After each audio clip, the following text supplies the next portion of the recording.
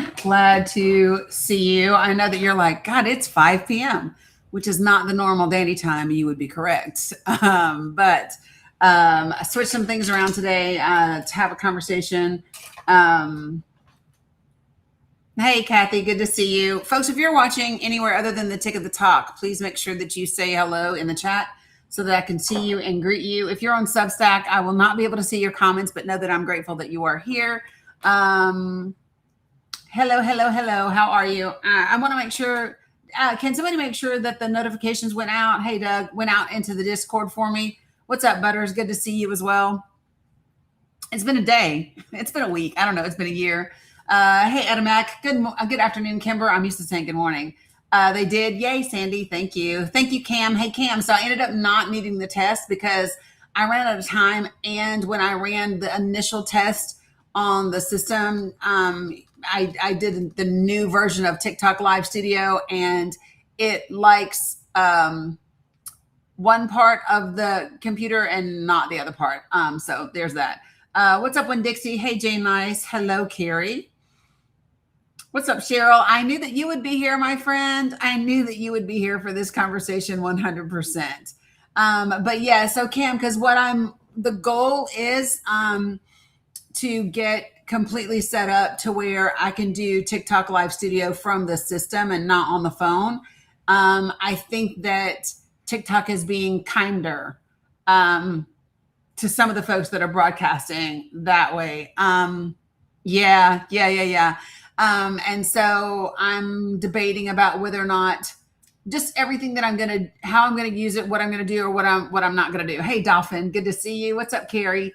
Hey, Deborah. So listen, so you guys know that this is the conversation that we're going to have with a real estate developer who was involved kind of sort of with the land development piece of the proposed, what is it called? Project Swan down in Lakeland, Florida. I will say this, in preparation for today, y'all know me, I went looking and checking out some things. And then I actually even called the city of Lakeland. So I called the city of Lakeland, Florida to kind of get, and I spoke with them yesterday. Hey, Sarah, good to see you. Yeah, Linda J. So listen, if you're back home in Tennessee, Johnson City, Tennessee, just went through the first phase of saying yes to a data center there as well. So there's a lot to talk about, right? Within this conversation. And I think that people definitely have their thoughts and their opinions, and their concerns about it. From my perspective, valid. Right. And so, thanks for better than, yeah, Ross. But I know there's tons of them. Yay, GL. I'm glad you could too. Your city in Iowa is building one. Yeah. See, well, and here's the thing. So I heard an interesting conversation, and I'm not well versed enough on the finance and the investor piece of it to be able to kind of say, but one of the conversations that I heard last night around that side of it was pretty interesting about how this is what's pushing the quote unquote economy at this point, and that some people are saying when, not if, but when the bubble bursts, it'll be worse than 2008 because it's the one thing that is propping up the economy right now and propping up the stock market and things like that. So, it's just wild times, and everyone has a right to be concerned about it, right? So yeah, Dolphin, that's what I was gleaning. That's what I was learning. Hey, Anthony, good to see you. So folks, listen, what I am going to ask you to do, and I don't normally do this, but I am going to ask you to share out the live today, specifically because I think that this is a conversation that a lot of people are concerned about, and a lot of people want to talk about and hear about. Hey, Veronica. And want to know about, and it's worth having. Having said that, this is a very specific piece of it, and I'll share with you kind of how we got here when I make the introduction. Okay, so if you have not already sent your daily heart me on TikTok, now is the time to do that.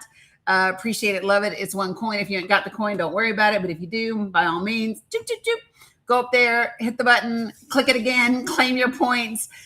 Do your text, do your likes, do your shares, add it to your stories, do the repost, all the things would be greatly appreciated. Okay. I also am for subscribers. I'm going to set, nope, just got on, just got on. So listen, so for the subscriber side of the house, we are going to be resetting and having a special subscribers only meeting just so I can make a little bit of an announcement for you guys. And I think you'll be happy about it. So no worries. But just want to kind of let you guys know that. Okay. Yep, just got live. So we're going to be talking data centers in our neighborhoods, a discussion. And so let me share with you all, I talked about this the other day when I first told you that this conversation was coming, right? And I shared with you all like how it came about, how it came to be, whatever. And so Franklin is somebody that I met, well, never in person, but via mutual friends and some business folks. Hello, Raja. Back in 2019. And it was, we had different, miss you too, Raja. And we had different people, we just had mutual friends in common. And so that's how I know Franklin, and he's a veteran like I am myself. I know that he's in real estate development, commercial real estate development. And that's like kind of like the gist of it. You know how you just, you connect with somebody and you become social media friends and you all know some of the same people. You know what I mean? And so this past weekend, I want to say Saturday, maybe Sunday. Hell if I know. I don't even know what day it is. But Saturday or Sunday this past weekend, I got a text message with my name and a question mark. And you know me, I just text back his name and a question mark. I got a text that just said Dani, question mark. And I questioned back Franklin, question mark. Like, I don't know. Are you who you are? I don't know. Are you looking for me? Do you know who you're looking for? And so then he just picked up the phone and called me, right? And he was talking about this proposed, you know, Veronica, but he was talking to me about the proposed project. Appreciate you, tech lady, down in Lakeland, Florida, and he felt like, you know, as someone who was part of the real estate development side of it, right? I know that there were just things that a lot of people either didn't know or people, maybe there was yes, new number, who this? Yeah. Anytime you message me talking about, is this so-and-so's number? You are never going to get a response from me that says, yes, this is my number. Cause I am assuming that if you are using this number, you know that you are reaching me. But anyway, and so he said, you know, that he'd noticed, you know, that I have a platform and some reach, and he felt like it might be a conversation worth having so that other people could, you know, hear from his perspective as a land developer, as a real estate developer, you know, his perspective of data centers and the process and so forth and so on. And I said, okay, sure. I'm game to have that conversation. You all know me. I'm cool with having any conversation. I'm also moving Titan out of the way because he's been so much lately. Has he not, y'all? Because I do think that we do need to know what's happening with data centers. I don't know that the process, and I said this to him before we got on this just a little bit ago. I said, I don't know that people care as much about the process as they do the overall impact. Hey, John, good to see you. And so this is what I want to do. I want to bring him on, want to make a little bit of an introduction, have started that conversation with us. And then I do want to open it up. I came with you, VJ. Don't start now, won't be none. Okay. The TikTok chat is always off the chain. So, but anyway, so he's not a big TikToker until I was like, well, listen, even if you came on TikTok, you can't turn your camera on, and whatever. So, I just said, you know, let's kind of do it and we'll go through it. Right. I'm just saying. Yeah. So he's on here. I'm glad he is too. Marlene said she's glad you're here. So without any further ado, I'm going to, introduce, let me put this down, my friend Franklin. Hey, Franklin, how are you? How you doing? I am well. Okay, so can everybody over on the Tick of the Talk hear him and hear him well? Say something so they can hear you. Testing. This is me. 1, 2, 3. Yep. Peter Piper. Thanks. I appreciate that, John Denver. So, and at part of this, what I will do is I'm going to do this for you guys here on TikTok, just so that you can see some of the conversation as well as hear some of the conversation. But y'all know that if I do it and I just only show him, TikTok will get mad at me. So here's what we're going to do. No, because Veronica, so he doesn't. Yeah, you are going to be able to. You see it on YouTube, of course you do, Conchita, because girl, you be on the tube of the U, don't you? So why don't I do this? Conchita is hilarious. She loves to see. So listen, when I'm streaming on the YouTube and the Substack and all of that, they love it because they can then cast it to their TVs. That's yeah, okay. Yeah. So they prefer the cast it to their TV nice. when it's all possible. So all right. All right. All right. So you guys, how's that? Cam. Okay, so listen to me. Cam, get it. I'm going to get you all the way together right now.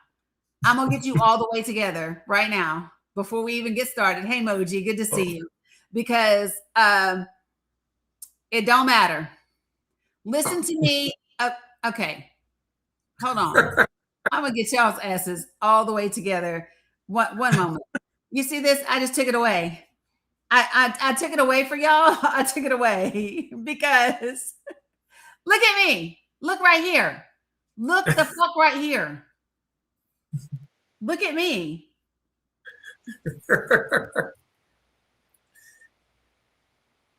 What y'all doing? What are all y'all doing right now? Right, Carla. Right. Exactly.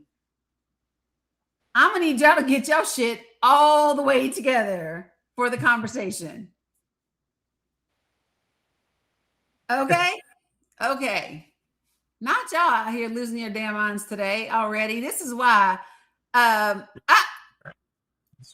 Veronica, I can't.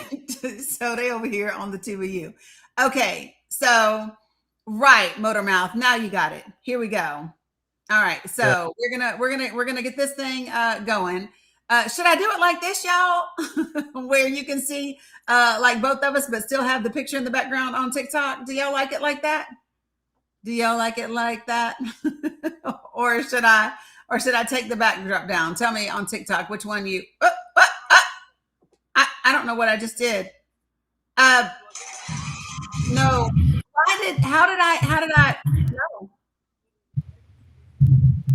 No. Help. I don't know, y'all. We are not.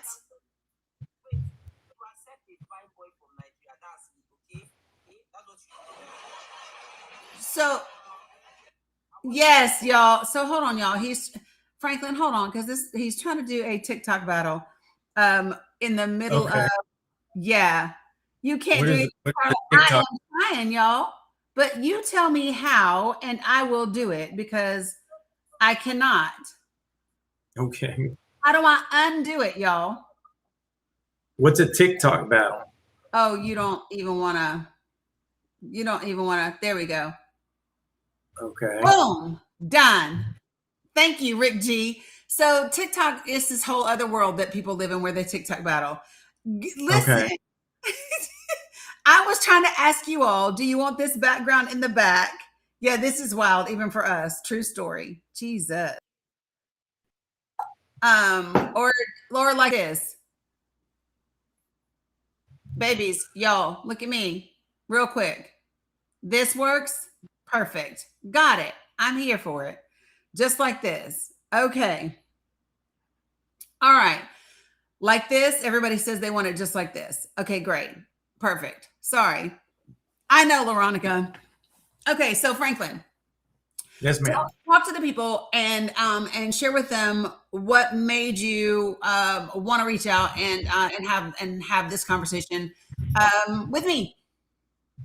I think the first thing. Well, first of all, thanks so much for letting me be in your tribe, in your world, and just share what I know. When it comes down to it. So I know I met you probably about 6 years ago in a mastermind that we were in, online mastermind. And I wasn't actually even a developer back then. I was just still, flipping houses and doing my thing with just houses.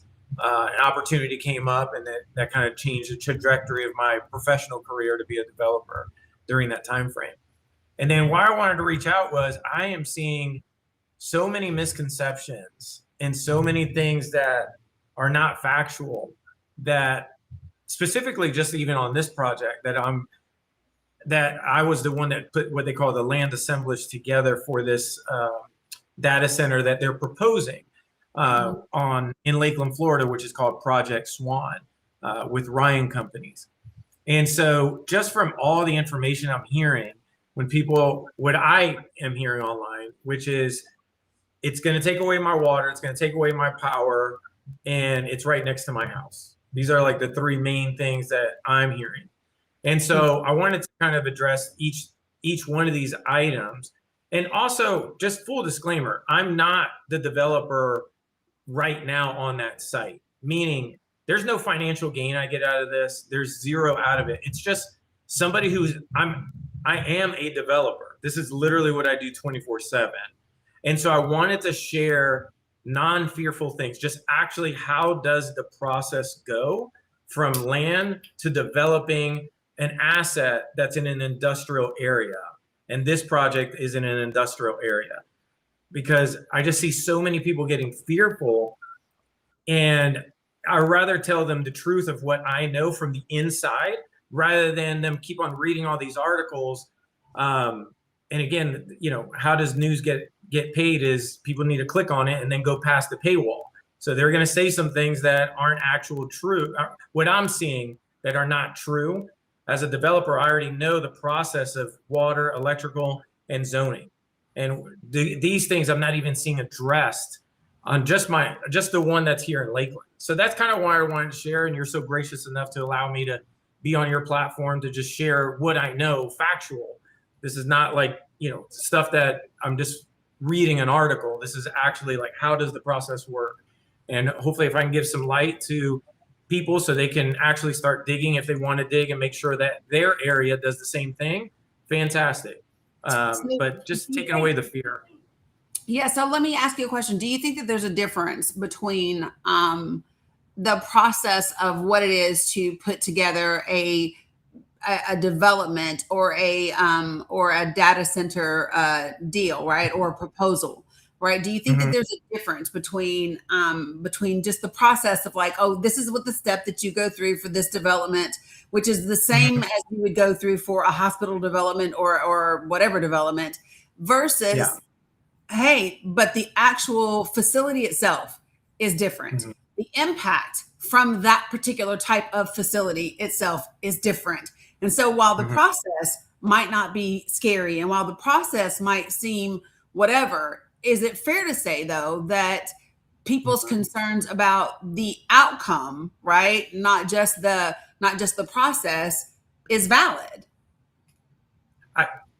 Well, let me bring this back. So what you're sharing is, is this process any different from a data center than a hospital or any other industrial use? And then is their concerns valid in comparison to another industrial facility? Is that what you're saying? I just want to be clear.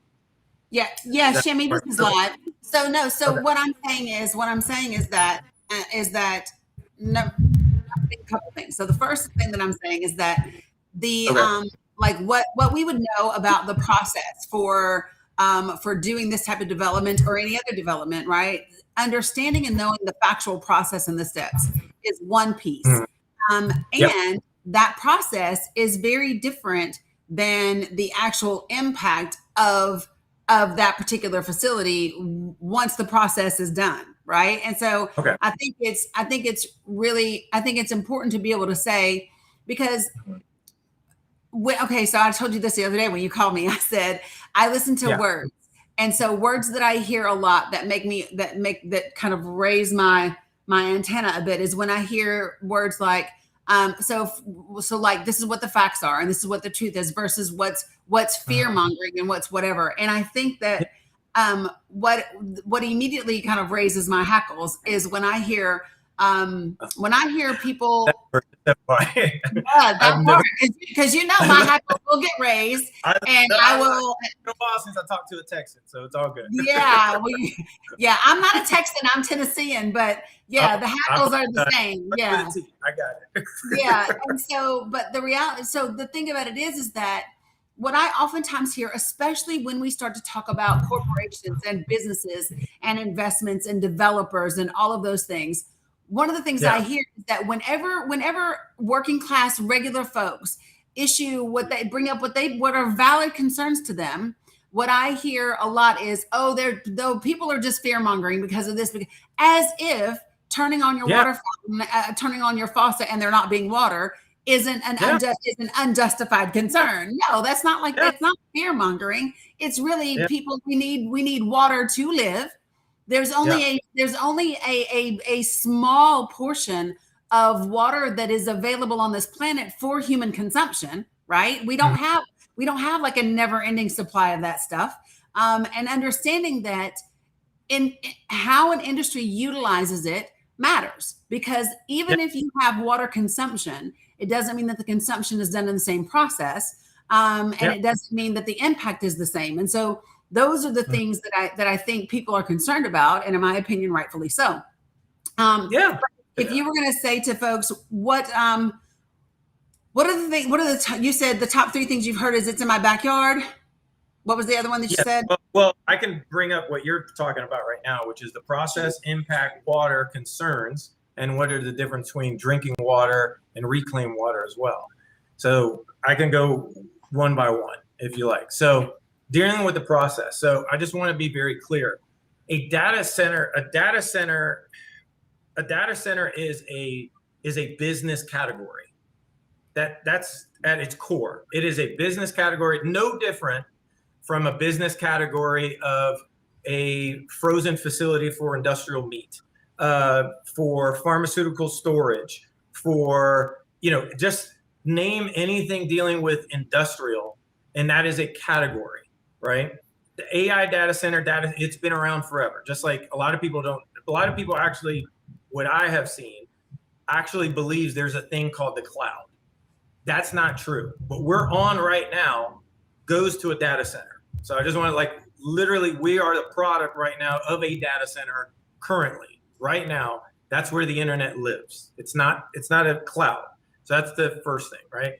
The process is, this is an industrial site, and I'm only talking about specifically like the city of Lakeland, right? So it has to be built in an industrial area, or they're going to go for what they call a rezoning.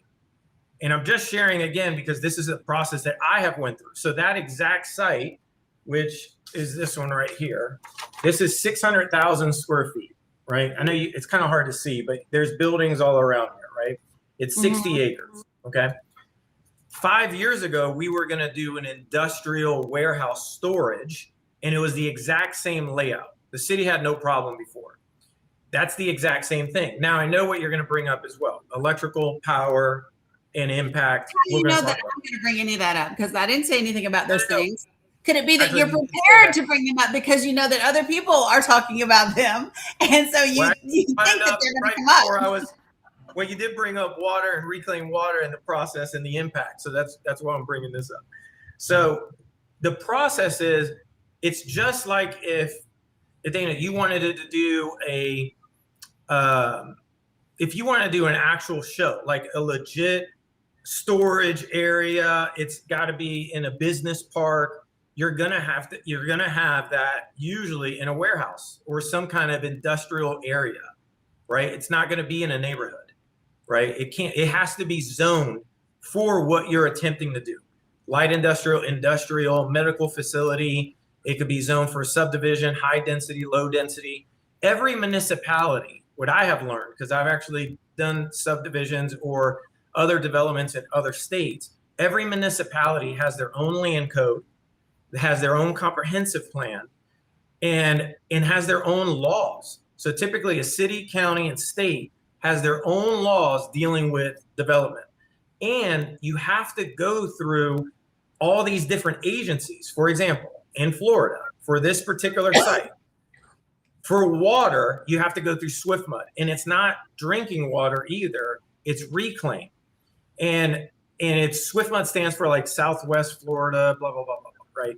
And so that's if they do not give you water access per gallons, you're not going to get it. And it has nothing to do with if the city approves it, if the county approves it, even if the state approves it. It does not matter. If SwiftMud says, hey, we do not have the reclaimed water, and there is a difference between drinking water and reclaimed water. For example, in development world, we call it wastewater or gray water. That's basically where the poop goes. Okay, they don't call it sewer; they call it wastewater, gray water, right? But there's a facility actually where the site is where the facility is located. It's called the waste management facility for Southwest Florida or something like that, or Lakeland, city of Lakeland. And you could actually take wastewater, number 2, and convert it to reclaimed water. So that is a thing, right? That we're not talking about drinking water either. We're talking about reclaimed, recycled water. And this goes on in a lot of different cities. This is even in the state of Florida or the city of Lakeland, they have in beta right now that they're taking wastewater and they're actually converting it to drinking water because of the water issue that you brought up as well. So that's the impact. Why I brought up impact. I did bring up water. Okay, so and impact. Let me pause because there's a lot of different questions that are happening all over the place. Yeah. So, no problem at all. Yeah, let's pause for a second. And so a couple of things that people are saying so one of the questions that's popped up over here is, sure. Are we talking quote unquote regular data center? Or are we talking about a hyper AI data center, right? And so people are asking that question. Go ahead. Okay, so here's what you're going to see. You're going to see, this is, which I find it funny, but you're going to see AI data center, hyperscale data center. I've even seen the headlines of mega data center or something like that, right? So consider that they're all serving the same thing. They're really technically all it is an industrial building that's storing computers at like the bottom line of what it is, right? So consider the headline is kind of like, hey, you got McDonald's, Burger King, and whatever. They're all still serving hamburgers and fries. It's just what's your preference, Wendy's or McDonald's? But it's still serving fries.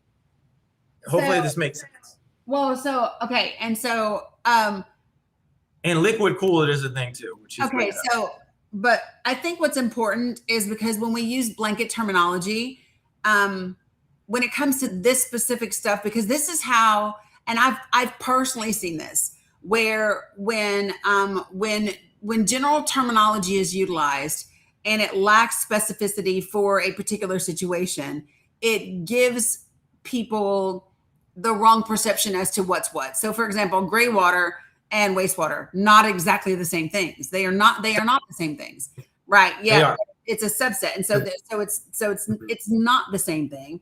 And I think the thing that people, I mean, they're not exactly. Water and wastewater in the development world technically is the same thing. It all matters who you're talking to. What do you mean? Technically, it means the same thing. So some municipalities will say wastewater, some will say gray water.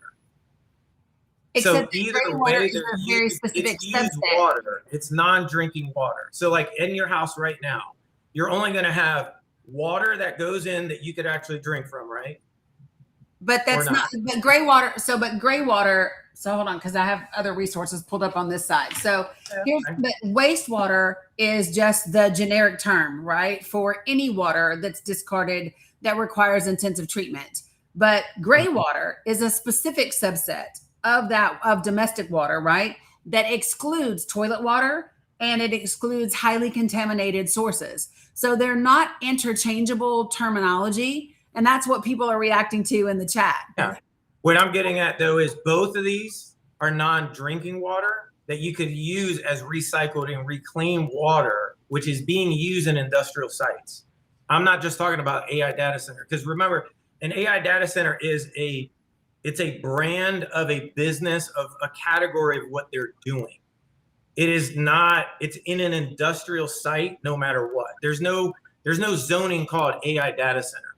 It's an industrial zoning, if that makes sense.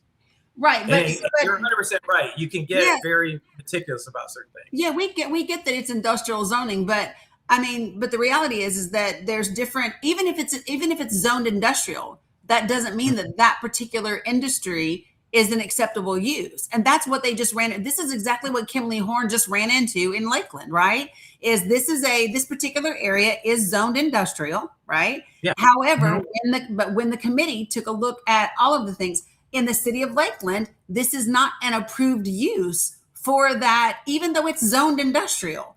But they haven't said, it's only been a week. And the people that are like the city commissioners aren't developers, which they've said, like there's a process which they're going through right now. No, but that's exactly what they, but okay, so hold on. Cause I called the city yesterday because I wanted to make sure that I understood. And I'll share with you what the city, because I actually talked to the Committee of Economic Development yesterday. The guy pulled up, that's how I know who the developer is. That's how I know whomever. Yeah. That's because I want to understand. That's planning. That's the planning department. That committee that you're talking about has nothing to do with approving sites. That's the planning department does. Totally different. But go ahead. Right. But where we are right now today is and this is according to what they shared with me and what I could find online, and calling them, is that when the planning committee, it's because it's in the conceptual stage, right? And the guy said, basically, this is where they have a concept, they throw it against the wall, and they kind of see what sticks and what doesn't. And he said, and so the initial look at this is not that it's dead in the water, but what it is that the city has come back and said, data centers is not one of the approved uses for this specific site where this land has been developed. And after the city issued that report back to Kimley Horn, right, back to the developers, they then canceled the June 3rd meeting, right, which is where they were going to kind of look at the next step. So they canceled that meeting. And now it's just kind of sitting there. The application hasn't been withdrawn. Nothing's gotten stopped. They've just said, hey, listen, this is not an approved use. And I said, well, let me ask you this question. So since it is not already an approved use today, could they request that it become one? And he said, yeah, they could request it, but it doesn't mean that it's going to happen. And that's a whole other process that it would go through, and so forth and so on. And so that's my understanding right now. And I'll be frank with you. This is not my area of expertise in terms of data centers and waters. And so I've just kind of gleaned as much information. But one of the things, as soon as I went to the City of Lakeland's website, period, the first thing that I saw was what? Phase 3 water shortage, like whatever. And I was like literally, it's the first thing that you see. And so the question becomes, why are we even... Why? Because the fact of the matter is, there's not a specific need at this level that you see. This is all based on projections of what people believe and desire for AI to become. And this is a race from really, really rich people, because they believe the people who will dominate this industry are going to dominate the future pretty much. And so that, you believe that it's not necessary. Is that what you're saying? No, what I said is it's not necessary today at this moment in time. And what data or what are you going by off of that? Because obviously it's passionate. Because it's not other than public opinion. No, it's not public opinion. We've literally had companies right now that have had to rehire back the human beings that they fired because the AI that they implemented did not save them time, did not save them money, did not make it more efficient, and they ended up having to hire those human beings back. And so the fact of the matter is, we do not have enough. We don't have enough sustained information, a proven track record that says AI is a reliable substitute for what we need from human beings in terms of the workforce. And there's nothing right now that says AI is going to scale at the degree that some of these folks believe it's going to scale at. And so my point is that let me hold on. Vegas Wendy is saying, hold on a second. There's comments all the way. Sure, go ahead.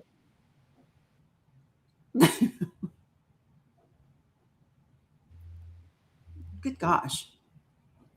Yes, Iowa Magic Man. Yes.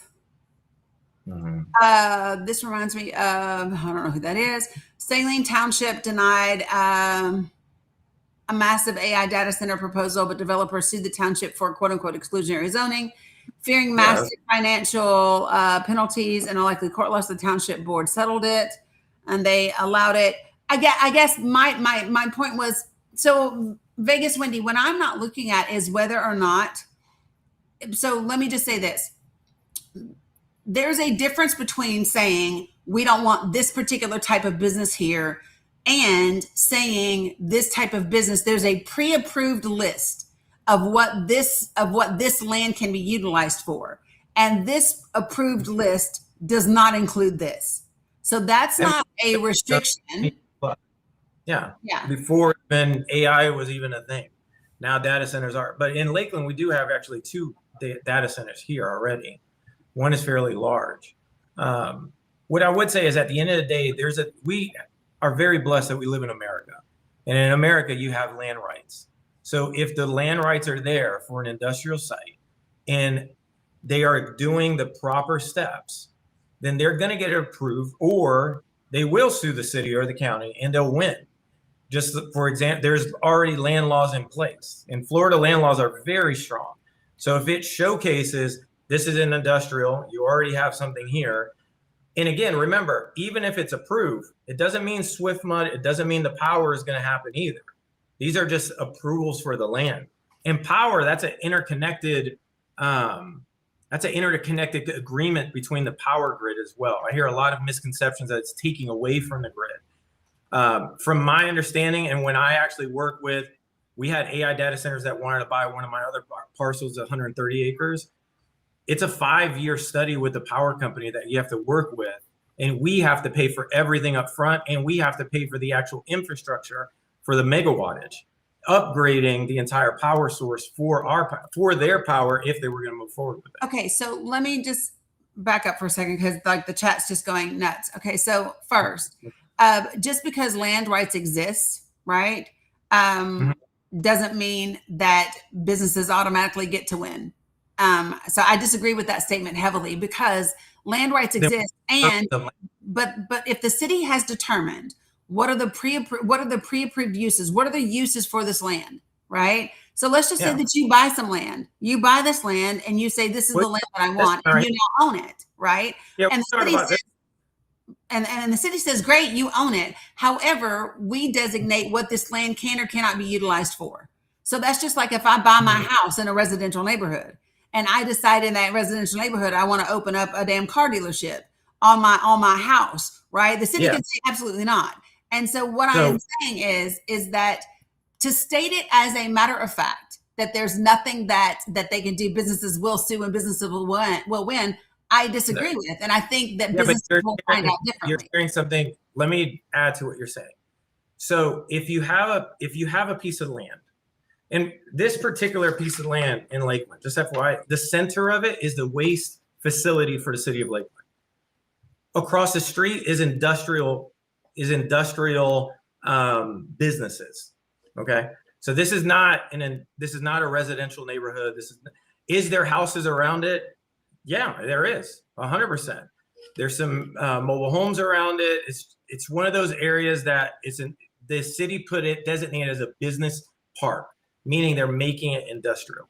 So you cannot just buy a residential lot and say, hey, I'm going to put my business there. It doesn't typically work that way, at least in the city of Lakeland. I don't know other areas.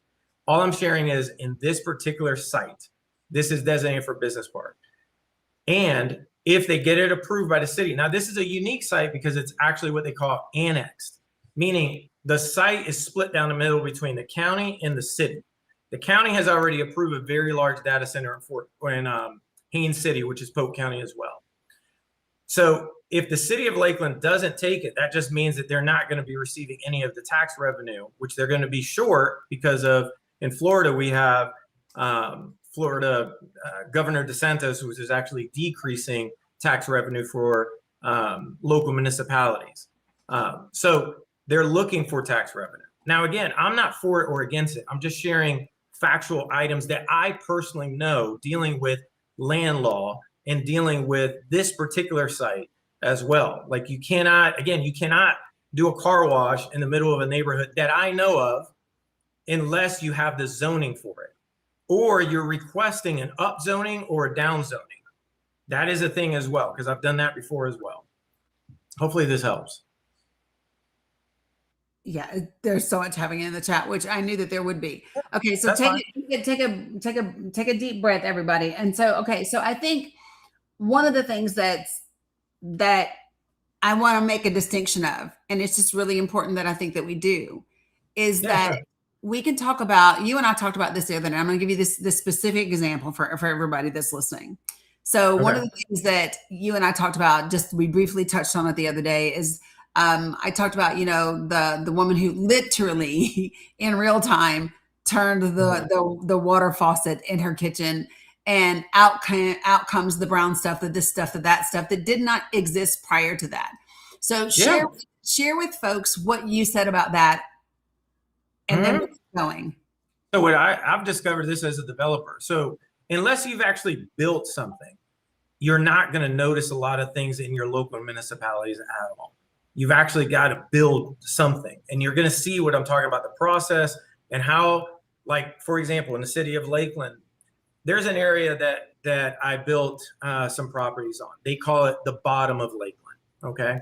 In that area, I believe it was the 1950s or 60s, is when the plumbing was completed for wastewater and the water, okay, in this area.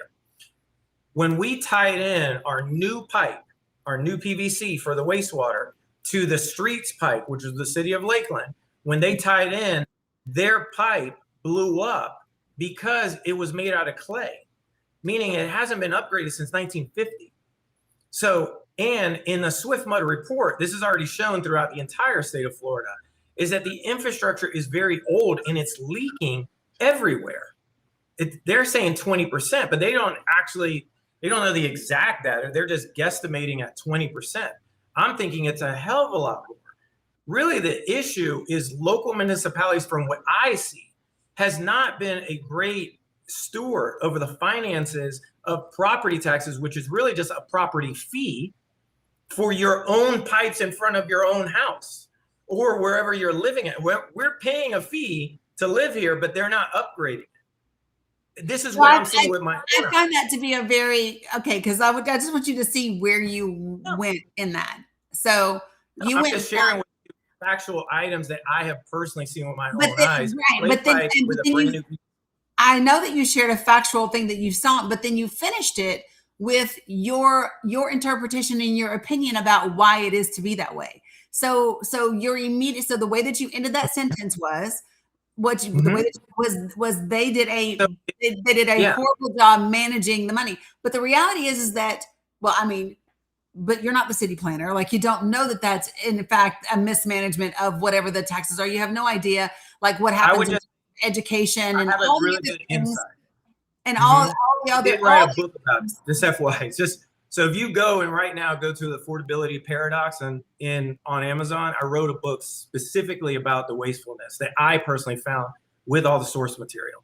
And again, they could do whatever they want. It's not going to change just because I found all the data and the source material. When you look at that, but when you're saying that, you are looking at it through a very singular view.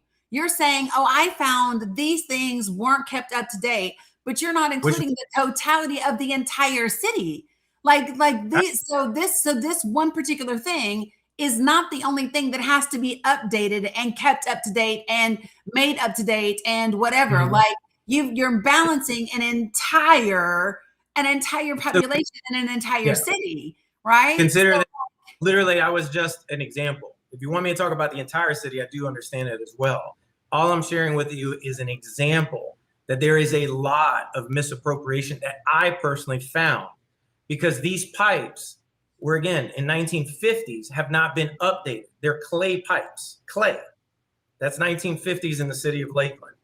So when you're putting something new, and so again, infrastructure, if property taxes is a property fee, it's supposed to go towards infrastructure, safety, security, EMS. I totally get it. I'm just sharing one item that I'm personally seeing. That's all it is. But if we want to go back to the other item, again, a lot of people have views and totally get it. I'm just sharing with you as a developer what I'm seeing from my own eyes, what I'm working on. Yeah, I do want to circle back. Hold on one second. Let me. Yeah, no problem at all. Yo, I don't know what TikTok is making me do, but I did it. Okay. So,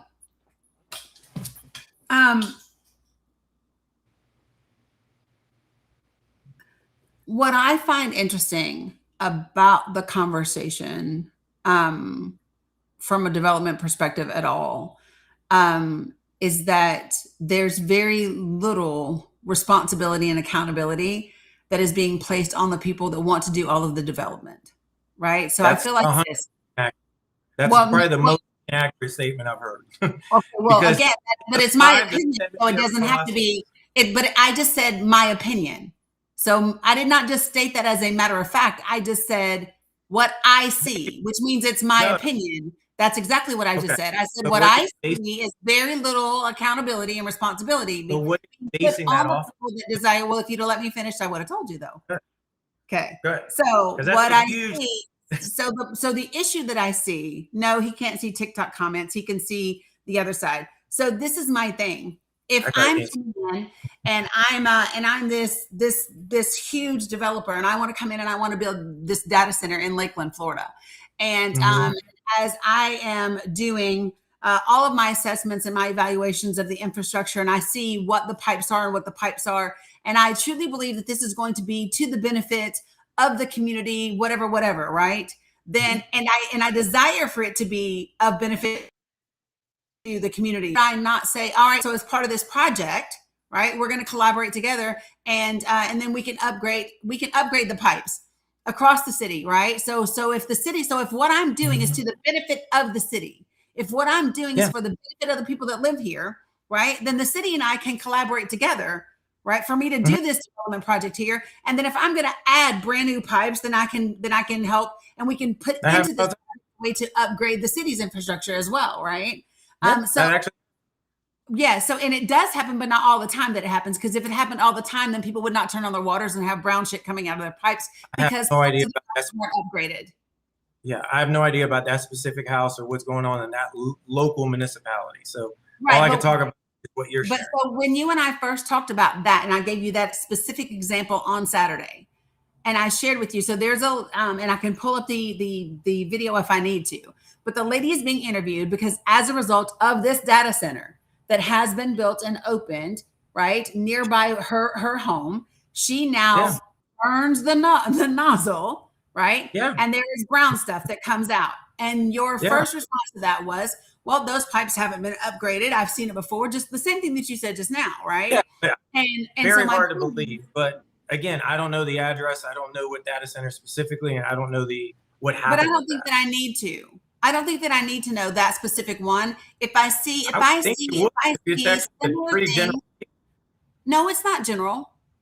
It is a general. If you don't know the person's house, you don't know the municipality, you don't know where the data center is located, it's a very broad statement. Because anybody could, just like the Senator Alexander, whatever, from New York, she took the brown water. She said, hey, this is from an AI data center. And I'm like, okay, where is it located? Because there's actually 3 of them in New York City. Where did you get it from? But and I live in New York City, and I actually had brown water, and I didn't have a data center next to me. But that's literally not anything remotely close to what I said. What I said is, on camera, the woman is in her living room with the journalist in her home. She goes into the kitchen, she turns it on, and out comes the stuff, right? So this is not me saying it's from. What I'm saying is this is something that did not happen previously. Now is happening now, right? And when I brought that up to you, your response to that was, well, that's because, and it's what you just said 5 minutes ago, is that the city had done a poor job in not updating the infrastructure. No, stated 3 Well, times I'm right just telling now. you that that's I what you don't said know that on house. Saturday. No, I didn't say that because I personally grew up at Jacob Reese Projects in New York City, and we had brown water. So we didn't have a data center as well. But So just now, I don't Franklin, know that house, and I have no idea. But again, but data you just centers, talked we're about talking about data centers. But right. But you just said the same thing. You literally just said clay pipes. okay. The city did a poor job managing the property taxes, which are the From what fees. I've seen here in the city of Lakeland. Yes. I know, but and so this is my response to that, though. So this is my Okay. response to that. If this is something that that a developer comes in and says, "Hey, this is the proposed thing that I want to do on this particular piece of land in this particular area," and in my analysis of whether or not I want to develop this particular place, right? Okay. I see that it is old infrastructure, right? Before I would build a new system there, before I would build a center there, before I would move forward, would it not be socially responsible to ensure that when my new piping and my new infrastructure and my new facility went in, what exists was also brought up to match what I was now building for the protection and the best interest of everybody around? And what I'm saying is that that is the part that I do not see as happening and being required of the folks that want to develop and that are developing. That's what I'm saying. And so this is the thing that people are, and I believe that corporate responsibility and social responsibility should not only can they coexist, I believe they should. I believe that if you want to be economically responsible, if you want to be corporately responsible, then you should also be socially responsible at the same time. And I don't understand why we like to make those distinctions and pretend that they don't go together. Because I think they Okay. should. You know what I mean? Well, and I'm interested as to why they shouldn't. So like when we talked the other day, and you were talking to me about the process, and you said, if these things if they don't meet the requirements, then they don't get approved. Mm-hmm. And I said, not always true. Not always true. And I know that to be fact. Huh? Yeah. I don't know which one you're specifically talking about. I'm just talking about from mine. I've been personally involved in 30 plus developments. There is agencies that you have to go through. There are studies that you have to compile. It takes years to break ground on the developments that I've worked on, from subdivisions, oil and gas, light industrial, heavy industrial. All these different type of sites take a lot of time and a lot of studies and a lot of back and forth with the agencies, county, and the city. It is not just my analysis. Actually, it has nothing to do with, I have to do what they tell me to do. And then we have to come together and say, okay, here's the report you told me to do. Here's the traffic study you told me to get. So now, is my site allowed due to the traffic study? No. Well, now we want what they call an ESA 1 and ESA 2. That's environmental site assessment. And then I want you to bore into the ground. That's a geotech, meaning you're going to have to bore into the ground and make sure there's zero contamination right now into that site. Okay, so now we have to then sit down with our civil engineers and our specialists and talk about that as well. So you go through this entire checklist of items through the entire time. And if they don't check off, you're not. What personally I have been involved in, I could not build if it didn't pass the checklist. Right. And I don't know which one. I hear you. And what I'm saying is that I know of agencies right now today, right? I shared this with you the other day, right? I know of a facility specifically where the land was zoned light industrial, and hold on a second, I'll see. Hold on a second, I'll tell you exactly where. He told me there's some kind of contamination. Yeah, hold on a second. Yeah, hold on one second. So, yeah. So there's a facility. Yeah, because I wanted to make sure that I got the exact verbiage correctly. No, I could tell right when your eyes got the exact one. You're like, yeah, that's what I wanted. Yeah, because I was looking because I wanted to say 1,300 feet versus yards. I wanted to make sure that I was spot on. So this is the thing, right? So what I know for certain is that there's an area that was zoned light industrial. I know that there was already 2 schools that had been the land had been set and ready, and the construction already began. What I also know is 1,300 feet from the site of those two schools where children attend, a Mm-hmm. solar plant was put in, Mm-hmm. that is heavy industrial, not light industrial, which means number one, it did not meet the zoning requirements, should have never been there. Never. Number Okay. two, there is now an internal whistleblower standing in court with documents saying, Mm-hmm. hey, we had chemicals in this building before we ever got permits to be there. And then Okay. subsequently you get several months later, and now there's two leaks within 1 week, and you were talking about 1,300 feet from our Mm-hmm. children, right?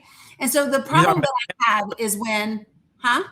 the chemicals or the building or both? Both. Okay. Yeah.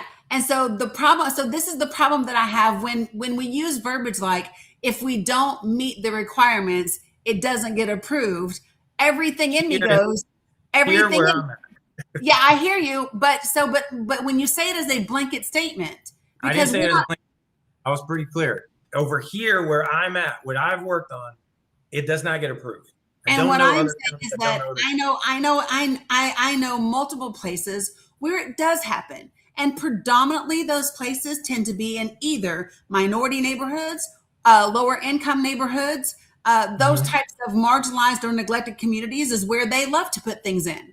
And my point is, and so I think it's just, it's not, even if it's true for you and your personal singular experience, if we're going to have a robust conversation about data centers, and if we're going to have a robust conversation about why people should or shouldn't be concerned or fear mongering or not, then we can't just talk about just your sole singular experience about things. If they don't get approved, then they're not built, because we have to be able to say that in fact, way Mhm. more often than it should, when things don't get approved, they do get built.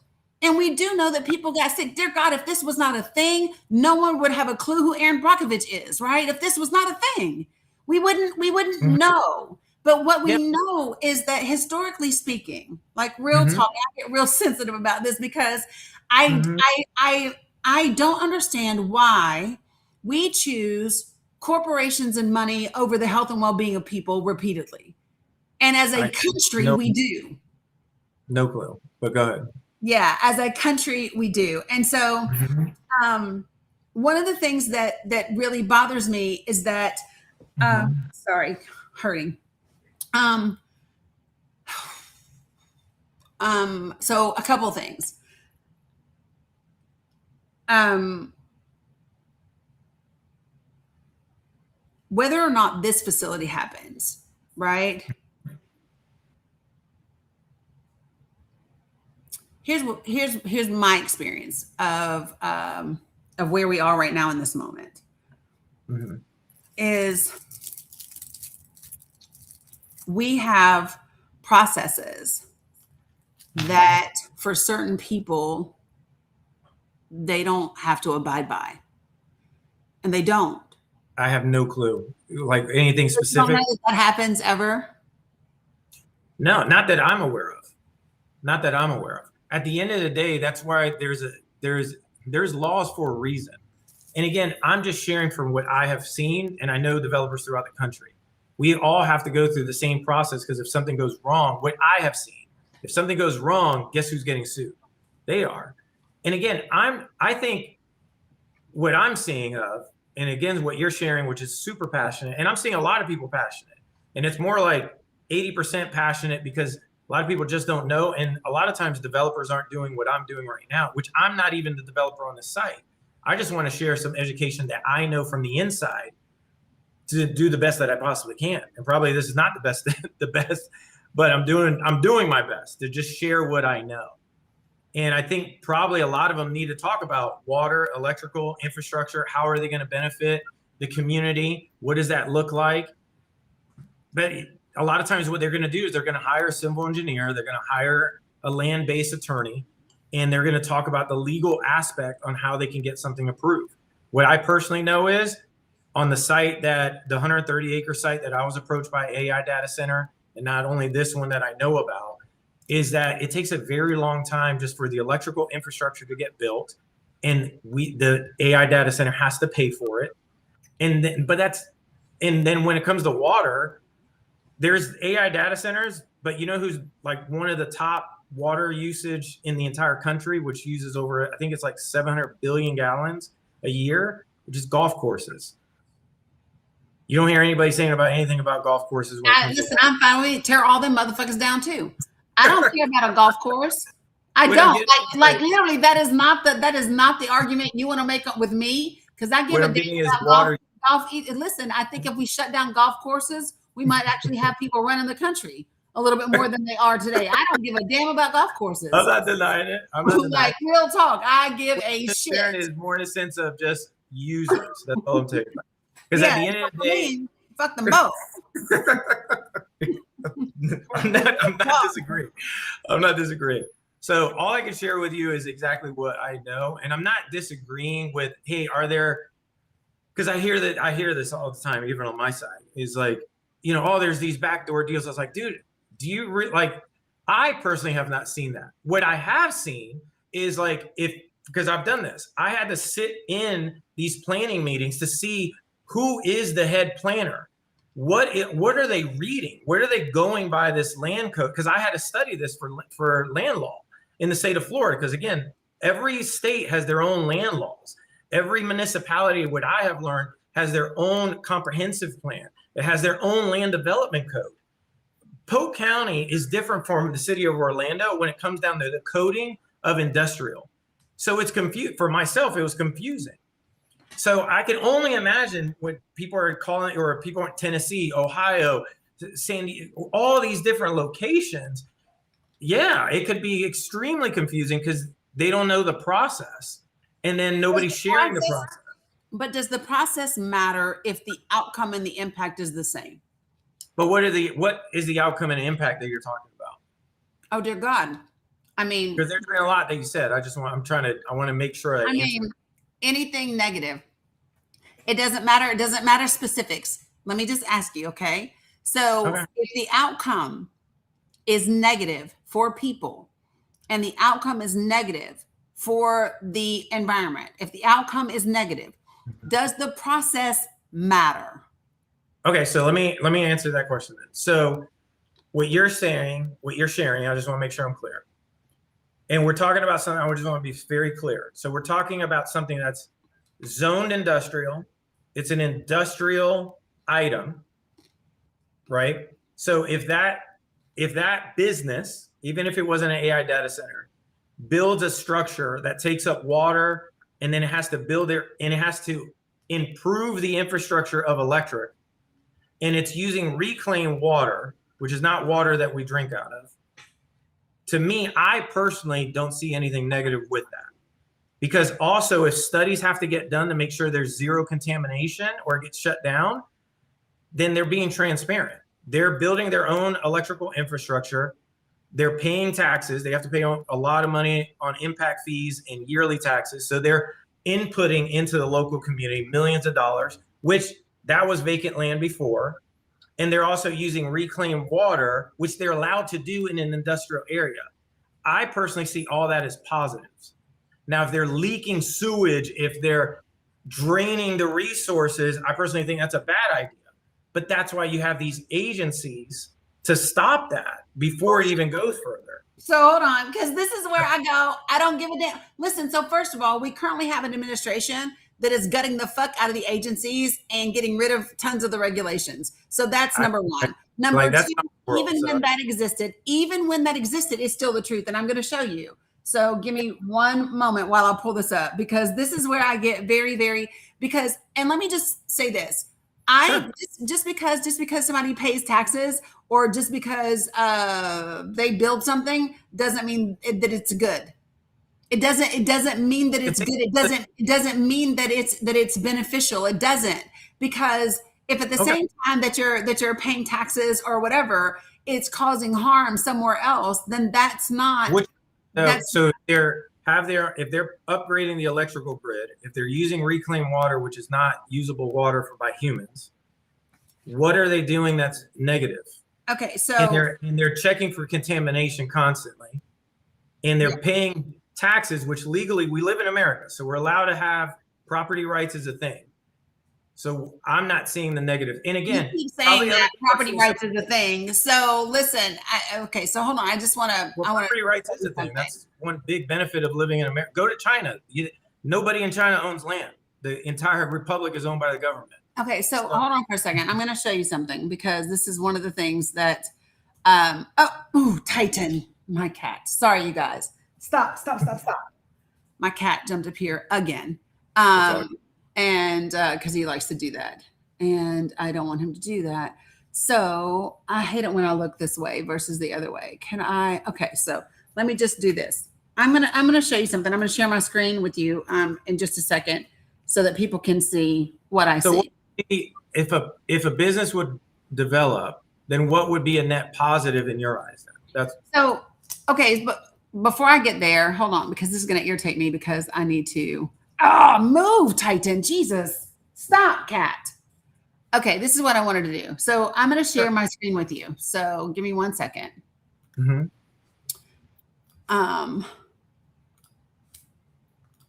So have you ever been onto the Echo site? Related to? Echo, it's from the EPA. No. Okay, so I have, and this is one of the reasons why I'm as passionate as I am, is for those of you who do not know, I'm at echo.epa.gov and I'm doing a facility search. Okay. I am from Northeast Tennessee. I specifically just looked up Eastman Chemical Company, whose headquarters is in Kingsport, Tennessee, where I'm from. Hold on, Titan. Here, you know what? Don't get up here again. I love you, but stop. I just had to sprinkle water on him. So when we talk about these agencies that exist, I want to show you all something. This is Eastman Chemical Company.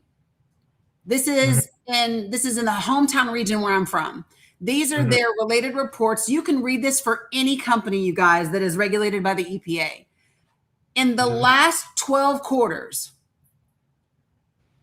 11, they have been non-compliant out of 12 quarters with high priority violations, specifically with the Clean Air Act. They've got a violation identified for the Clean Water Act in 7 out of the last 12 quarters, right? When I look at these, and all they've been fined is a whopping $660,000, and they are a $10 billion company. The problem that I have is when you say, there are these agencies that are there to do it. The trouble is the agencies don't do shit.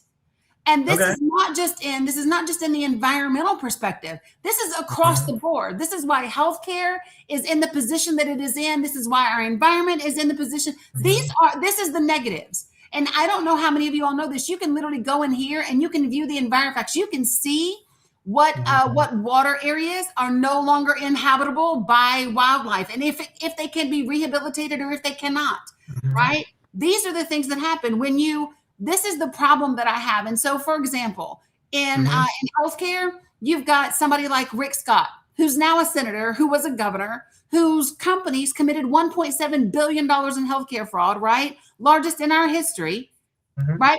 But what do we do as a country? We don't do anything. We don't do anything to the people. The government sues them or fines them. The government gets a little bit of that money back. And then the people continue to suffer because the people that are committing the atrocities are never held accountable. Okay. And the problem that I have, and so I know that you're talking about it from a process perspective, right? But my issue is that the process for me doesn't matter if the outcome is the same. If the outcome ends up being bad for regular people, the process doesn't matter. And to be frank, I know that the process isn't the same for everybody, right? So like let me just on a different note, but a good example. So what do they say? What do they say happens to child PDFs in prison and things like? What do they say happens to those guys when they go to jail? Or prison? They don't make it through, right? Because why? Because they say there's this code in the Mhm. prison system, right? Have you ever Mhm. seen Jeffrey Epstein's interview about that? He So said what because of I want to his see, wealth, and he I guess said, the Eastman, because huh? I'm not the developer for the Eastman, but what are Well, you, what's a good process, I guess, well, hold on. or a good development, or what's not? Yeah, but the point that I'm making is this, right? He said, Okay. listen, he said people were asking me for my autographs. It didn't matter what I did to youngsters because of how much money I had. Okay. And my point is I hear you that you Mhm. know of a process and you know that if the process, big if Yeah. the process is done the way that it should be done, then people should be protected. Mhm. But the reality is that the process, it's not done. Often it's not done the way that it should be done in the best interest of people. And Yeah. so if we know that to be true, okay, and we know that there's definitively right now nothing that Mhm. says that we don't have any evidence that justifies Mhm. what is happening right now in terms of data centers or AI. We don't have anything that says that this is absolutely the trajectory of like what's going to happen. This is what they project, right? And Okay. we've seen this several times, and yet the entire country is Mhm. at the is at the is at the mercy of a handful of really, really powerful, really, really rich people who believe and desire for a certain thing to be a certain way. Yeah. And what if it's not? And in the meantime, it Mhm. affects people's ability to resell their property. It affects people's ability to move from where they are. It Mhm. affects people's ability to do so many different things. And so I guess my question to you is what is it that you hear that you have heard about the data center conversation that you believe is unwarranted fear mongering? So there's been a lot said very passionately. So thanks for sharing all that. Because What that's I how I say just about everything. You know that. Yeah, there's no problem with that, and there's nothing wrong with that. I believe that what you're sharing is a lot of things that are very valid. There's a reason why you know it's called one percenters. That just means 99% is not at that whatever level that is. Um, and have I seen things that I was like, wow, that was very interesting? It was no different from when I was an Army recruiter and the Secretary of the Army's nephew came in, and we didn't have a Special Forces, air assault, or Special Forces and Ranger School available in the computer. And in front of my own eyes, no lie, he called our recruiting station at MEPS, and then it appeared. I never saw that in my life. So is there thresholds of development possible? I'm not saying there isn't. What I'm saying is on the AI side or the AI data center, which is not new. Is again, this is not the word AI data center is not new. That's something that's been around for a long time. How do you think the internet is actually working? It's been working for a while because the data does go to a data center. Like that's literally the internet. It's housing the internet. So what I see personally over here, what's going to potentially happen, is that the question, or what do I see? No, Is that no. The question that I ask you is the concerns that people are expressing, I think and it's valid. I'm not saying they're not. at the beginning of this week, you talked about the fear mongering Yeah, and there's lots, a lot of and so things my going question on. is, what do you believe that is being said about data centers is fear mongering?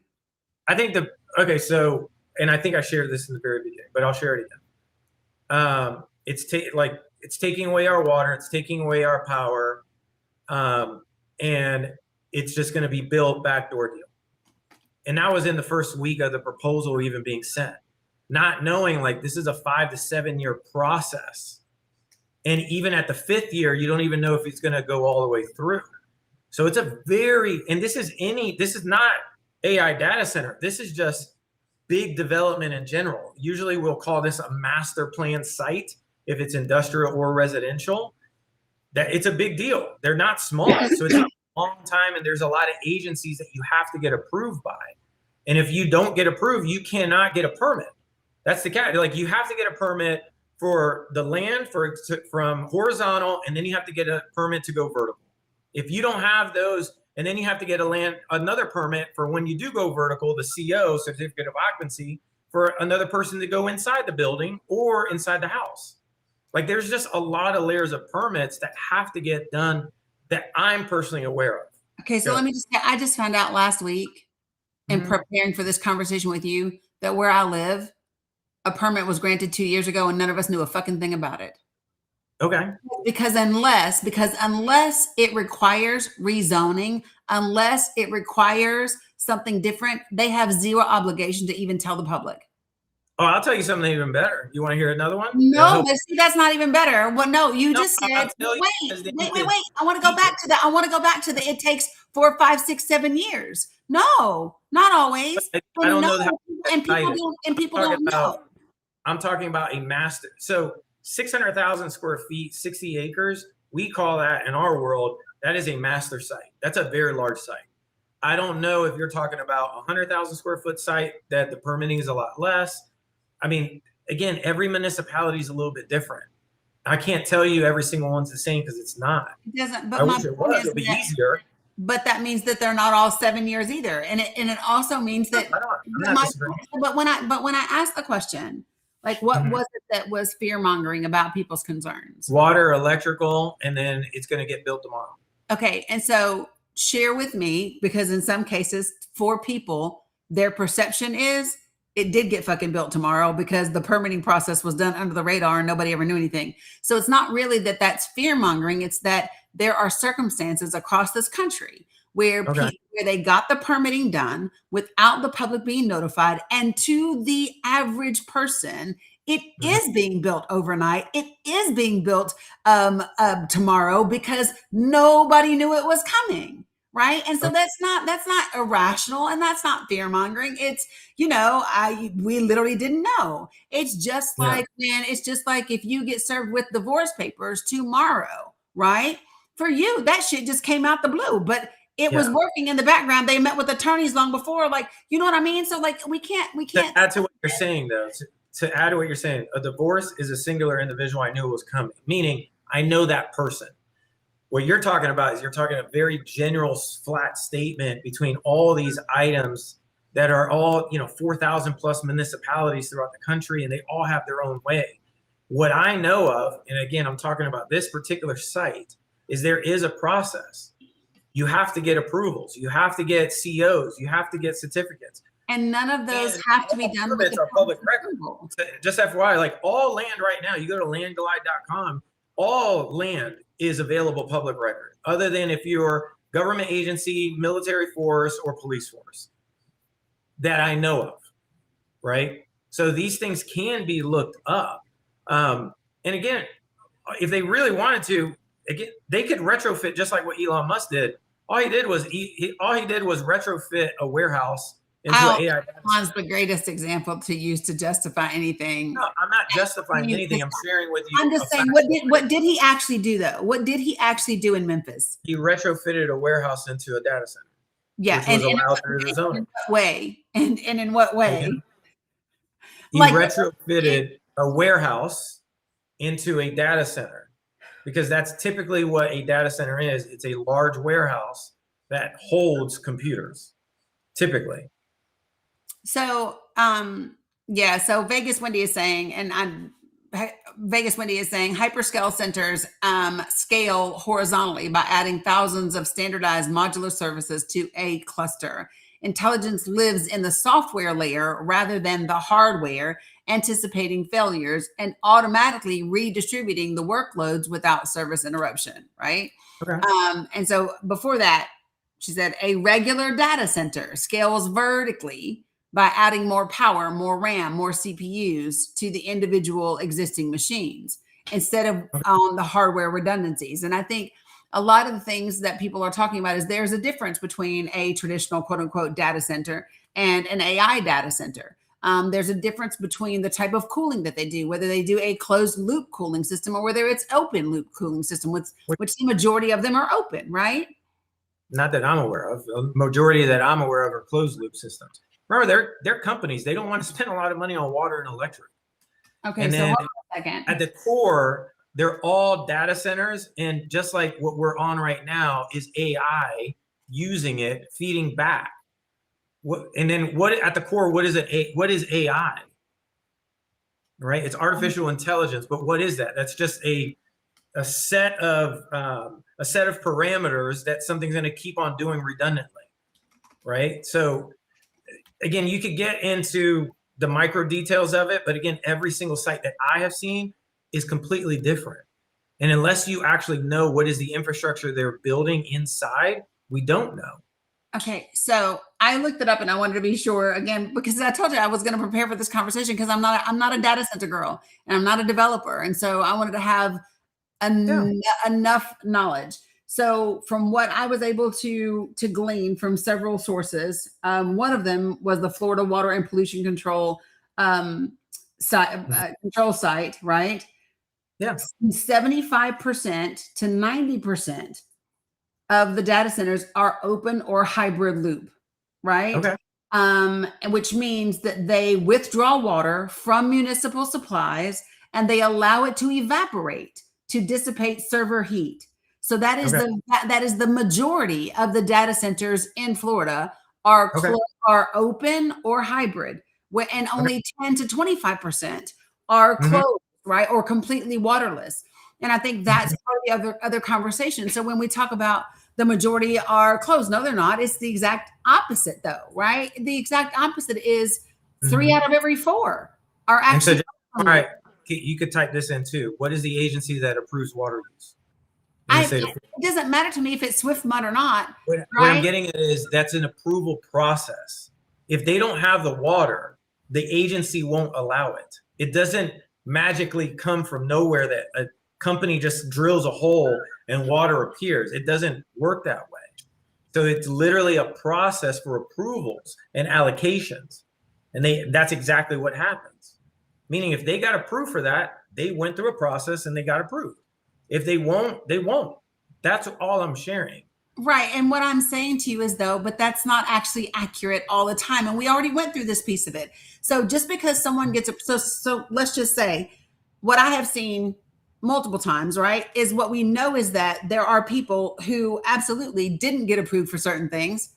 For example, like Silfab, the solar company that's 1,300 feet from the school. They didn't even have a damn permit yet, but they had chemicals on site. We have to stop acting like these corporations do what's in the best interest of people, because they don't.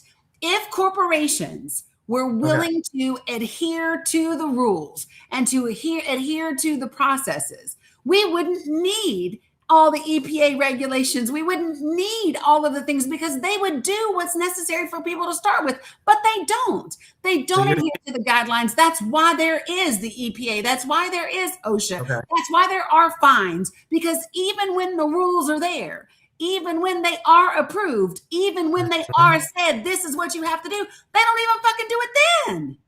So like I hear you when you say there's a process. My point is, when there's so much money at play, they don't give a damn about the process, and everybody knows that's true. Everybody knows that, because money does whatever money does. And so you're against corporations. Is that what you're sharing? Is that what I said? It sounds like all corporations. No, that's what I said, is that what I said? You're all corporations. So did I say I'm against corporations? All corporations. That's exactly what you said. Did I say I'm against corporations, Franklin? Okay, so all corporations do X. That's what you're sharing.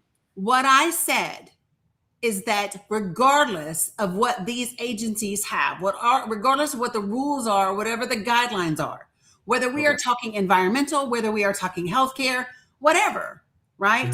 They overstep and they violate the rules all the time.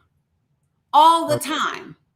And we've seen that historically. Like, that's literally a fact. Me stating to you that corporations abuse their power is not Dani saying I'm against all corporations.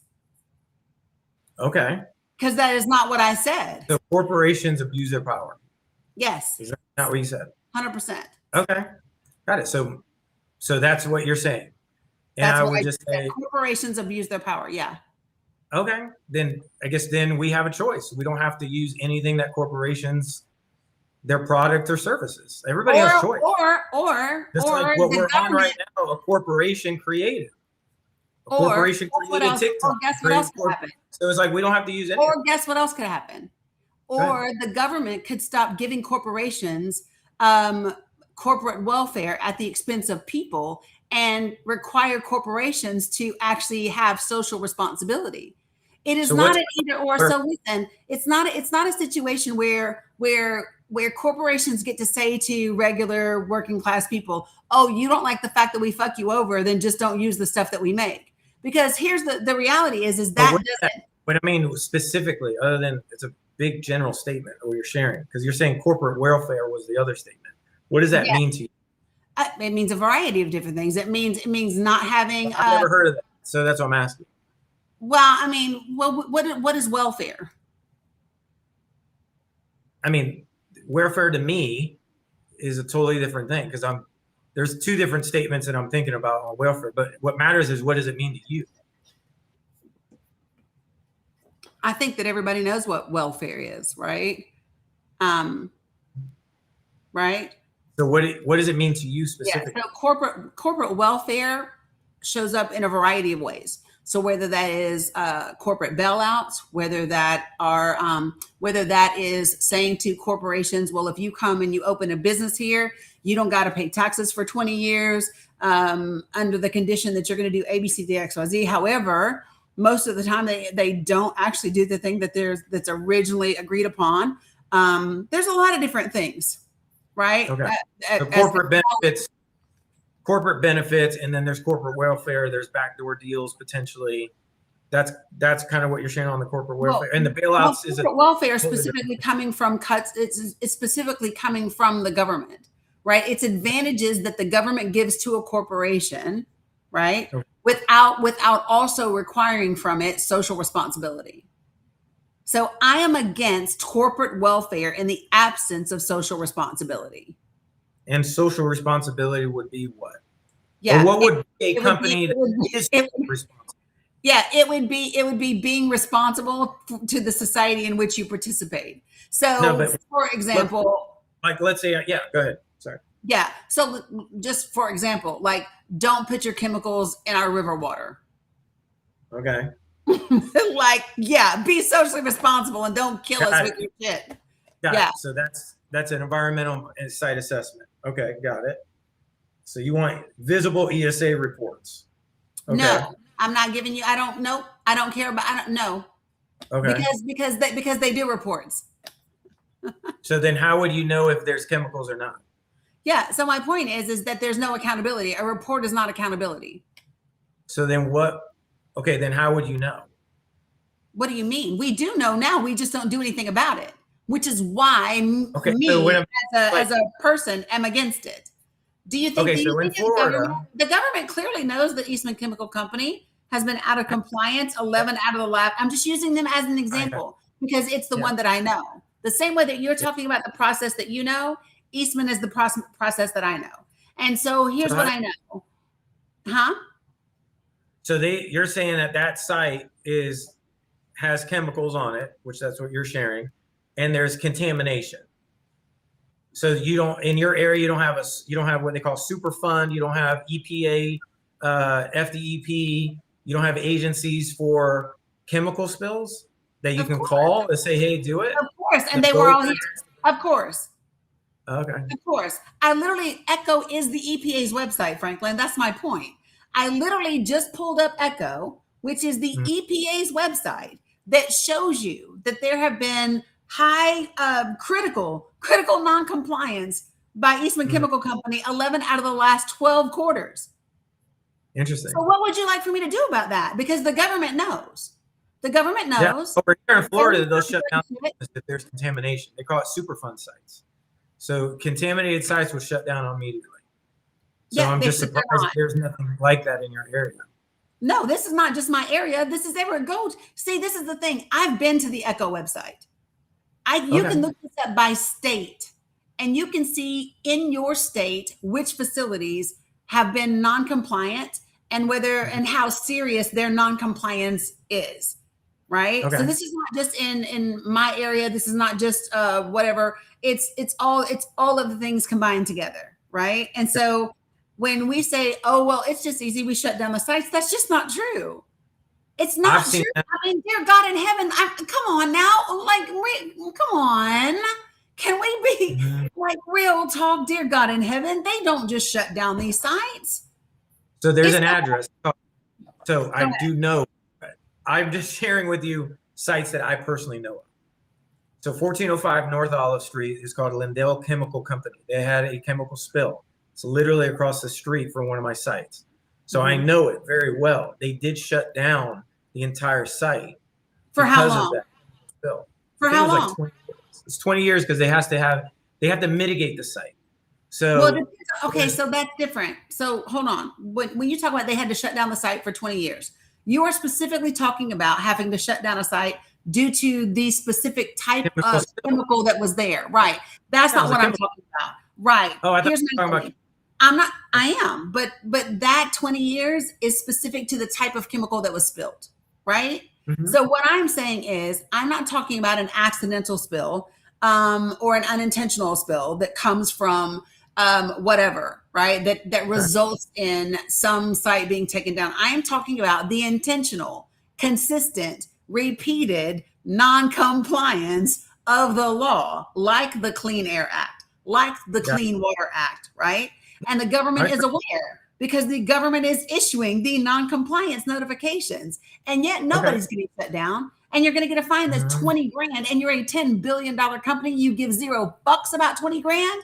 You pay that little fine and you keep operating because the way that you are operating is creating the biggest profits for your company and for your stockholders. And that 20 grand ain't nothing. You can just piss that away in the toilet and keep right on pushing. And my point is that so for the people, that means several things. It means number one, the corporation has zero responsibility, zero social responsibility or accountability, right? Number two, the government is not requiring them to participate in society in a way that is respectful and responsible to the people, to the environment, to the community. I don't give a fuck if you pay your taxes if you are poisoning my rivers and my lakes. I don't give a fuck if you're paying your taxes and our cancer rate is 300% higher than the rate next door. Like I don't care, right? And so this is the point that I'm making. Okay, is that yes, I hear you saying, and I'm not arguing with you that there is a process. My point is two things. Number one, it doesn't matter if the process exists, right? If the outcome and the impact is negative. It doesn't matter. And then it doesn't matter if that process exists if people if they're not forced to comply with it. And maybe for your situations and your sites, they have been. But when we look at the larger scale across the country, that's not the case. And so those are the two things that I'm saying. And so I guess it brings me back around to the initial question that I was asking you before is, what is it about people's concerns with data centers that you consider to be fear-mongering based on the evidence of corporations and businesses very similar to this, whether they're chemical companies, solar plants, data centers, whatever. When you talk about a corporation that can have significant negative impacts on the environment and the communities around them, right? How is it fear-mongering when we know historically, Franklin, these companies are not held to account? And even if there is a process, they don't always have to adhere to it. How is that fear-mongering? I can't share with you things I don't know. So I'm not Microsoft, Google, Meta. I have no idea. All I can share with you is what I know here. So I would rather opt out of sharing something I don't know and have a blanket statement because I don't know. All I can share is those individuals being affected by it, learn exactly what's going on, learn what is the process, learn if there really is a process, like what Dana's saying. If you're saying, hey, there is no process in certain areas, then find that out. Find who's an agency, find something. But even if there is a process though. But Franklin, so even if there is a process, and All, Lakeland, all how I'm sharing with you is what you can do, because the other choice is, okay, so so really what's the options?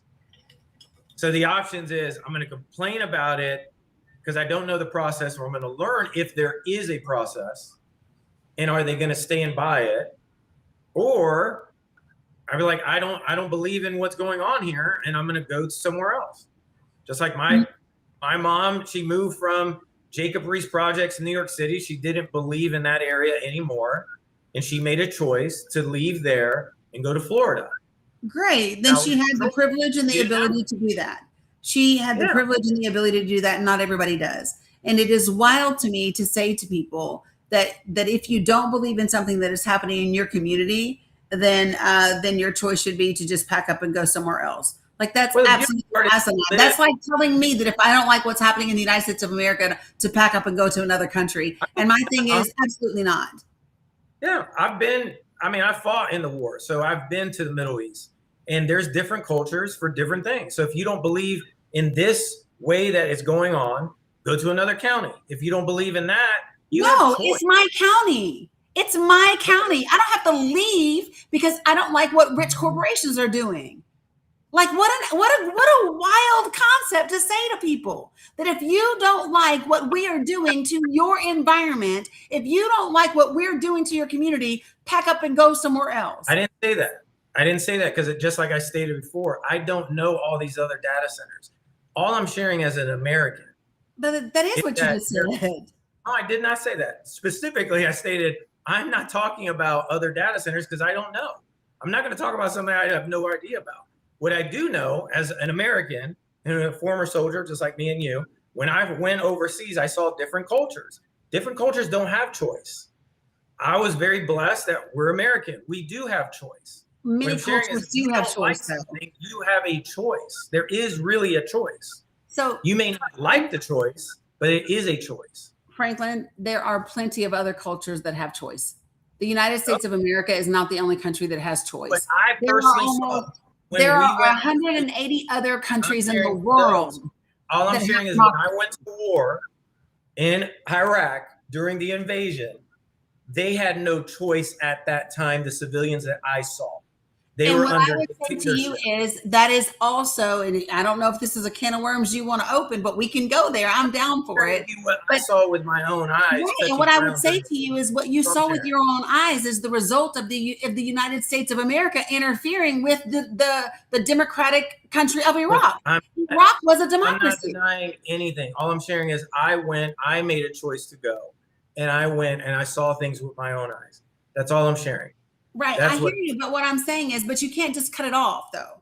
So this is so here's my thing. Okay. So the United States of America, number one, is not the only country in the world that has democracy. Democracy exists a bunch of places, and a bunch of other places they have land rights, and a bunch of other places they have their say, and a bunch of other places they have whatever.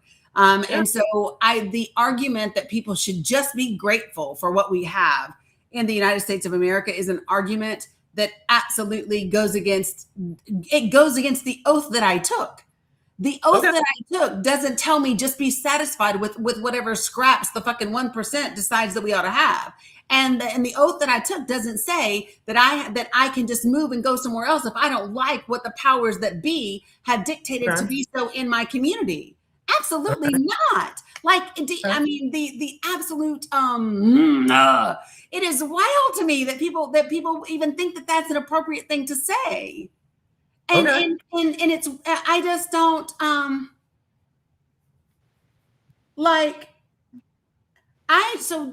don't understand. And maybe you can help me understand. I don't understand why simply saying to corporations, you do not get government welfare, and you do not get shortcuts and whatever else that you want without social responsibility and accountability to the people and the environment that you are in. Why is that hard? Why do we seem to not be able to hold corporations accountable and require them to be responsible? But we do that, but we're supposed to do that for everyday people. Why do they get an exception? Because they're rich? Because they're a corporation? Because 97% of the businesses in this country employ 50 people or less. Mm-hmm. Right? So corporations aren't the largest employers overall, right? It's the regular businesses. 97% of the businesses in this country employ 50 people or less. Okay. So why are we kissing the ass of corporations that are absolutely crushing our environment and our people and not paying us a livable wage? It's the craziest thing ever.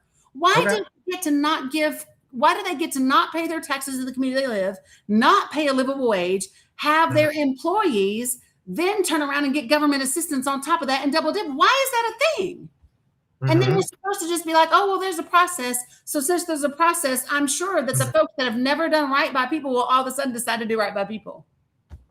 The history just doesn't say that they will. Okay. Why do we think that that's? But I mean, seriously, like I'm very interested in from, as you said, from one soldier to another. I'm interested in why that's the perspective that you would have. For well, everything you've said a lot. So you said taxes, living wage, wire corporations. Again, I just want to be very straight. I'm not going to speak on generalities because I don't know. I don't have the answer to that. I'm not the developer for these companies. I have no idea. So you only have. So, Frank, you're telling me that you only have opinions on the things that you deal with specifically. Well, I'm talking about the factual items that I've seen. But that can't be true because you just quoted Elon Musk. Yeah, that's right. That's a fact. But Elon Musk was not your deal. You weren't involved in Elon's deal. Actually, I know the guy who was. That's why I got. I don't care, but it wasn't your deal. You weren't involved in it. You didn't do it. So what I know is that he retrofitted a warehouse into an AI data centers. That's what I stated. That's what I'm saying. It's the zoning is industrial. Everything else that you're sharing, I'm not agreeing or disagreeing. At the end of the day, that's the beautiful part about having a right to say what you're allowed to say. And me and you both know this. If we were in another country that is in the Middle East, this right would not happen. Period. That right doesn't exist. Where? Saudi Arabia is one, which I've been to. Like that right of women open talking freely does not exist. That I have personally seen. When I was in Iraq, that in public, that wasn't seen as well. But again, that's a totally different topic. We're talking about AI data centers. So all I know is there is a process that I'm aware of. Again, I'm not denying, is there huge companies out there that could do whatever? I have no idea. All I could share with you is I'm sure there is. I'm sure they have lobbyists. There's a reason why, you've got certain senators taking money for certain companies. Like that's already very well documented and well known. And I have no idea the backdoor stuff that's going on. All I could share with you is there is a thing called property rights. There is a thing called land laws. And there is a process to get approvals, at least in the state of Florida, that I know of. I apologize. I can't be more help. I mean, you bring up a lot of great points. I'm not denying it's not, but that's just that's all I could speak on. But okay. But in all fairness, it's not all that you spoke on. Right. Well, I can't share all the data centers. And that's not what I asked. Kevin Leary and everything else. Like, I don't know. I don't know what. But I didn't ask you to do that, right? I didn't ask you to do that. I asked you sincerely why this was this perspective that you had around this issue. Because I believe that we have freedoms and we do have rights. So personally, and I'm just a product of it, is when my mom did not like something, she made a choice and she moved. Not everybody has to do that. That's an extreme way. Not everybody can do that. That's a very privileged way. She left with 11 cents. I don't know if it was privilege. She took a risk and she didn't know where she was going to step. Not everybody takes that. The presence of risk is not the absence of privilege. Okay. So I just want to be clear. The presence of risk is not the absence of privilege. Yeah. But we do have a lot of people that would love to just pick up and go. Yeah, we all have choice though. That's what I would share. Just like we have choice to have this conversation. We have choice. We didn't have to have this conversation. Right. All I'm getting is there is choice. That's what I'm getting at. It's like if there's a way that if you're concerned about the water at your property, see if you could have your own well. and see if they could pay for it. I know in Lakeland, you can apply for your own well that I know of. See if you say, what's going on with the power sources? Why is my kilowatts going up? Ask them. You can say, hey, why is the 5-year trend my kilowatts are going up in my electricity bill? Why is inflation going up? Those are really big questions, but you can't ask and you can see what's going on. But it is wild. It is wild to expect that of, so it is wild to expect that of the average American whose business this is not. Like when we started this and you said, you thought it would be beneficial to share the process with people because you felt like there were a lot of people that don't know the process.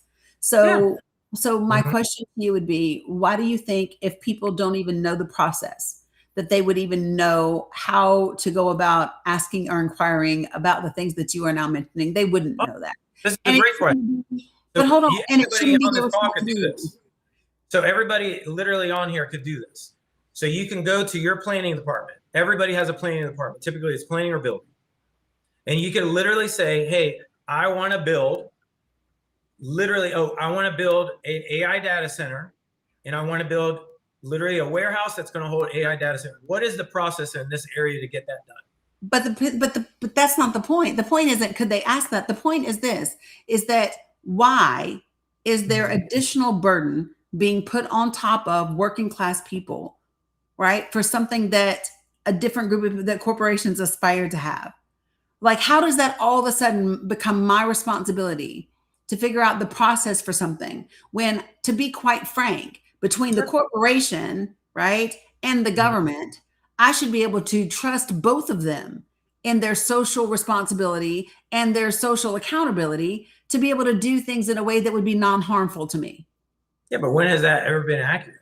And that's the reason why it's not fear-mongering. You just made my point for me. Yeah. That's the reason why it's not fear-mongering is because it hasn't been accurate. It's like you have a choice.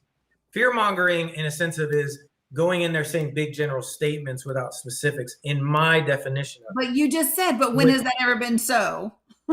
No, what I'm getting at is what's so just like the DMV. So you trust the DMV that's going to be it's going to be this great experience. All the government is, in my opinion, is the DMV at scale. That's it. It's the most inefficient way that you could do. Just like when me and you were in the military. Remember this old saying, hurry up and wait? That doesn't mean it was like efficient. It was just inefficient. But that's fine. That's something that me and you both said, I'll do it. I'll go. That's a choice. That's all I'm trying to share is like, if you want to know, you could know.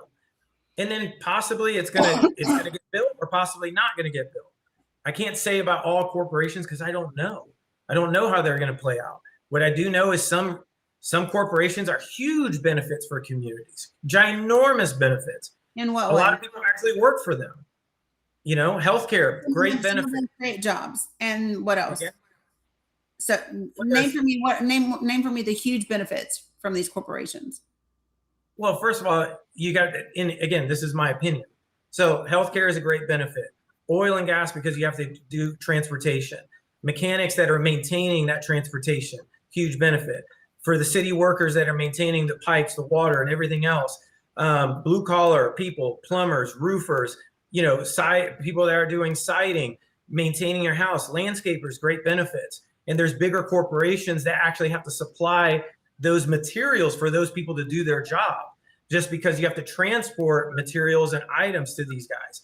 What we're on right now is actually connected to a data center. That means some software company owns this, right? So there's a benefit because now we can communicate about what we're communicating about, what we're passionate about. To me, those are all benefits. So and then there's choice. You don't have to use any of this stuff. You don't believe in the hospital system? Don't use it. You don't believe in a vehicle? You want to have a bike? Great. A company made the bike. So it's like, which way do you want to go? And again, this is just my view. So when you say all of these things are benefits, what I would say to you is when we talk about the construction of corporations or businesses, right? Mm-hmm. The jobs that are created initially are oftentimes not the jobs that remain after the initial build, after the initial things are put together. You and I both know that the employee numbers do not remain the same. In addition to that, when we talk about, that's a big general statement. So it's like low yours, skill. you just literally said, but I'm making a general statement based off your general example. No, I actually did not go general. I went very specific. I just said there's hospitals, huge benefit, mechanics, huge benefit, the blue collar workers, roofers, siding, guys that are doing plumbing. I personally believe that's pretty specific. Now, do I believe in the future low skilled jobs is going to be relevant? Yeah. And there's going to be high skilled jobs. Just like at one time there were horses, and then this amazing technology of a car came out. And then after 20 years, the horses disappeared, and now you have this technology. Same when me and you when both of us were teenagers, there were no phones. At least I don't remember having a phone. And then now there's cell phones. It's a new piece of technology. That's all it is, in my opinion. I guess. Right. The point that I'm making is that, and this is just the difference between how my brain thinks about benefits over everything else. Because for me, there are various ways to provide benefits, right? I look at corporations who provide who offer healthcare as an incentive that the employee pays for, right? Because it gets taken out of their check.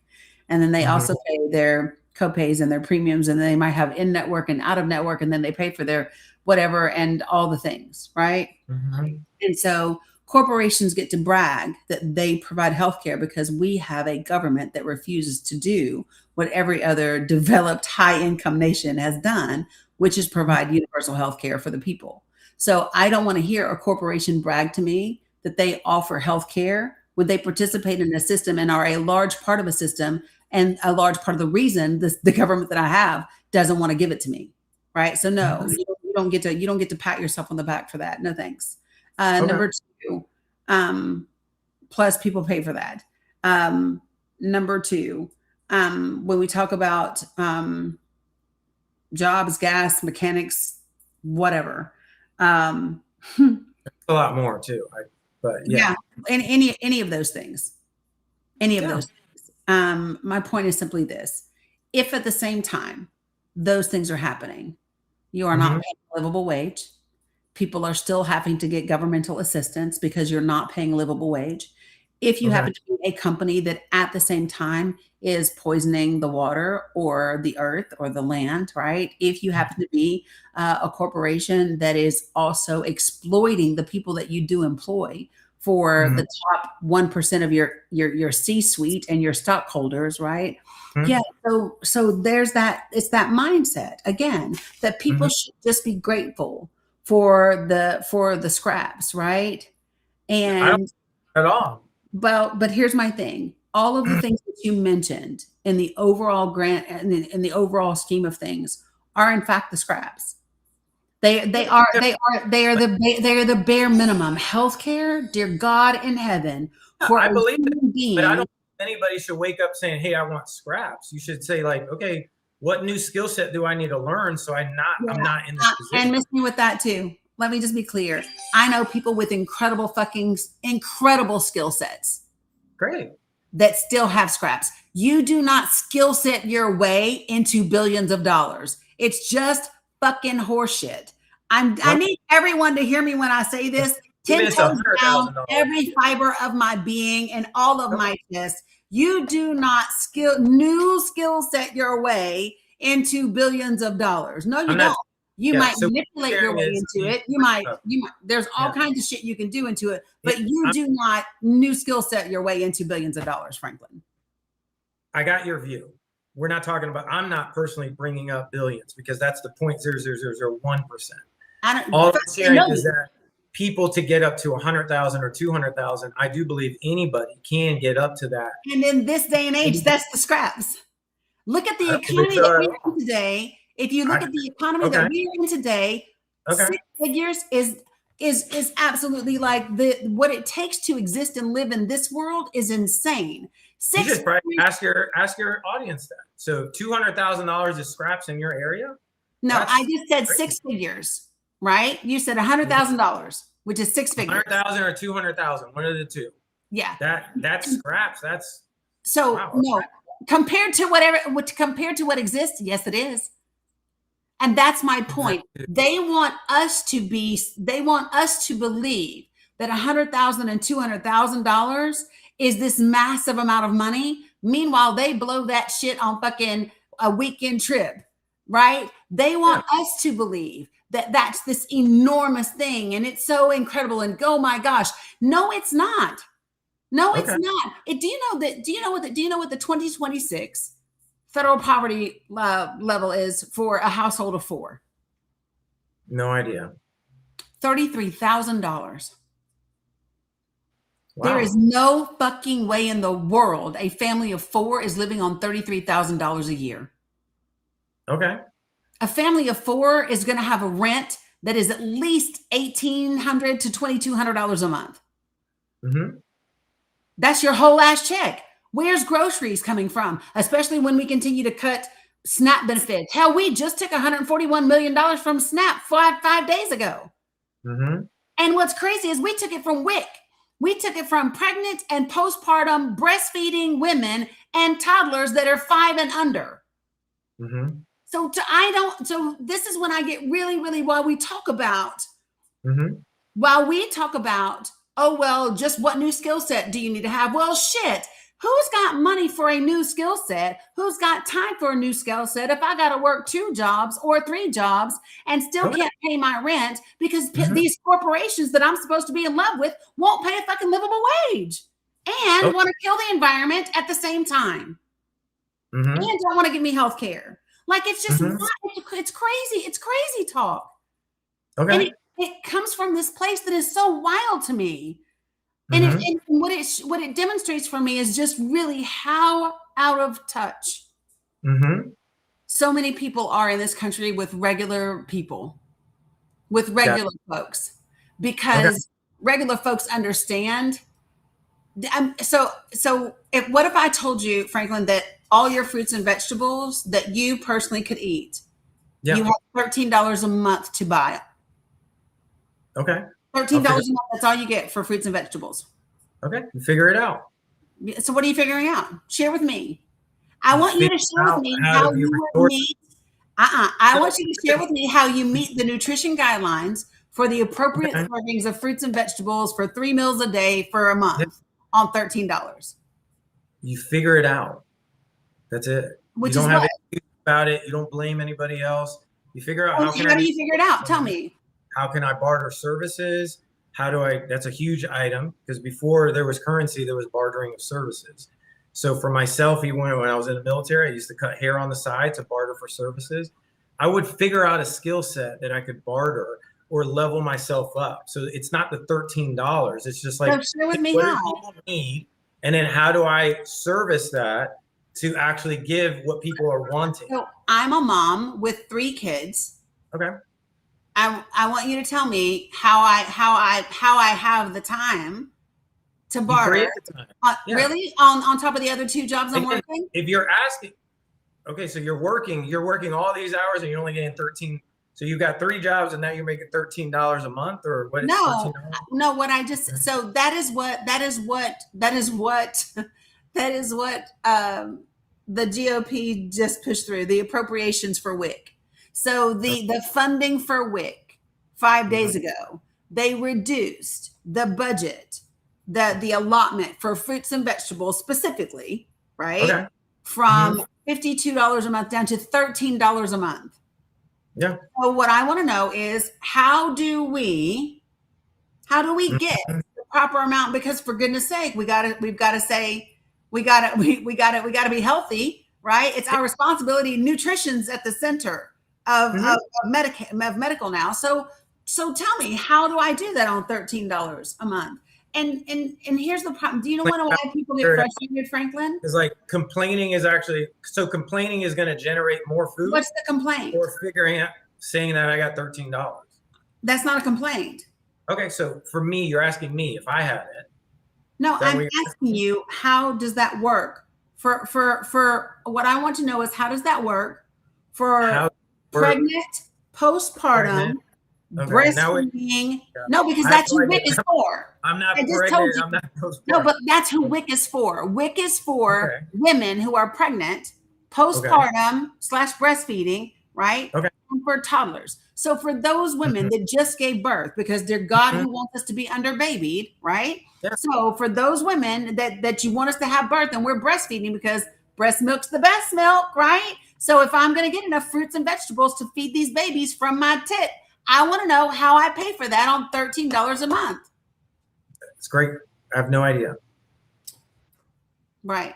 And that's the problem is that, and this is why people are getting very frustrated is because the answers are about, well, find another skill set or barter something or figure it out something.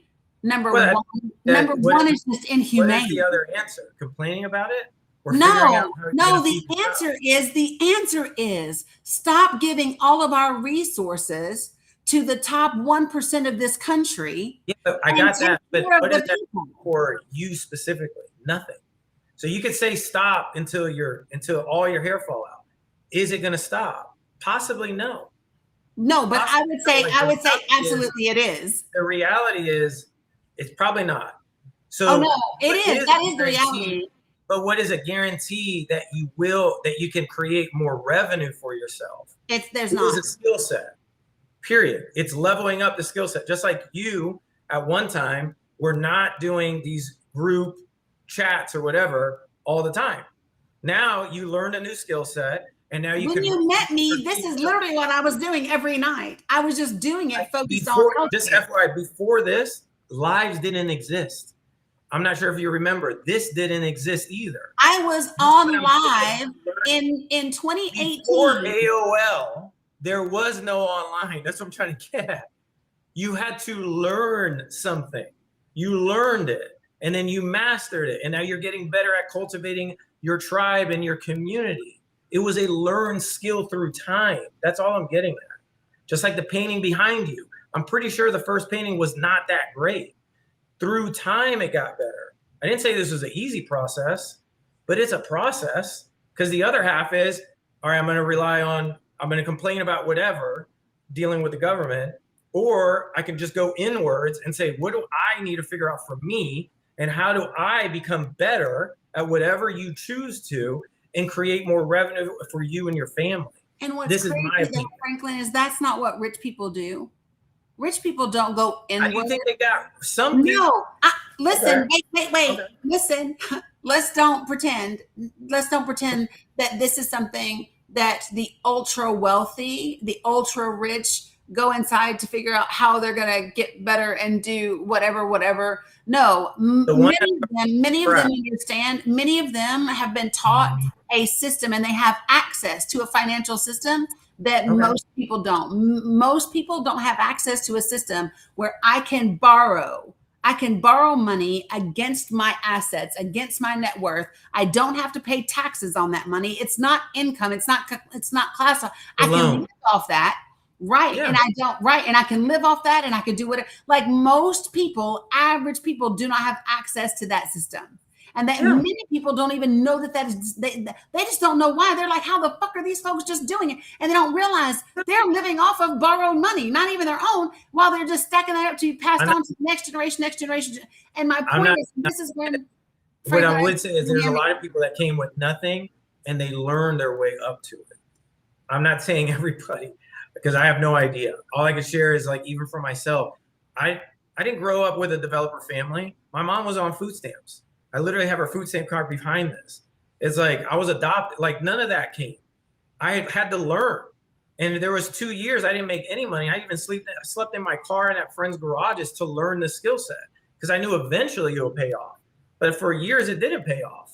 So I'm just sharing for myself how to, that process took time. But I think the thing that's important is like a lot of the things that you're speaking about, and I hear you, that you're talking about your singular experience. What I would offer is that trying on the lens of other people's lives would be a great idea. Because what I hear you making judgments and recommendations based on your personal experience or the experience of your mom or whatever. but Mhm. not the experience that is this just, it's so varied across the board.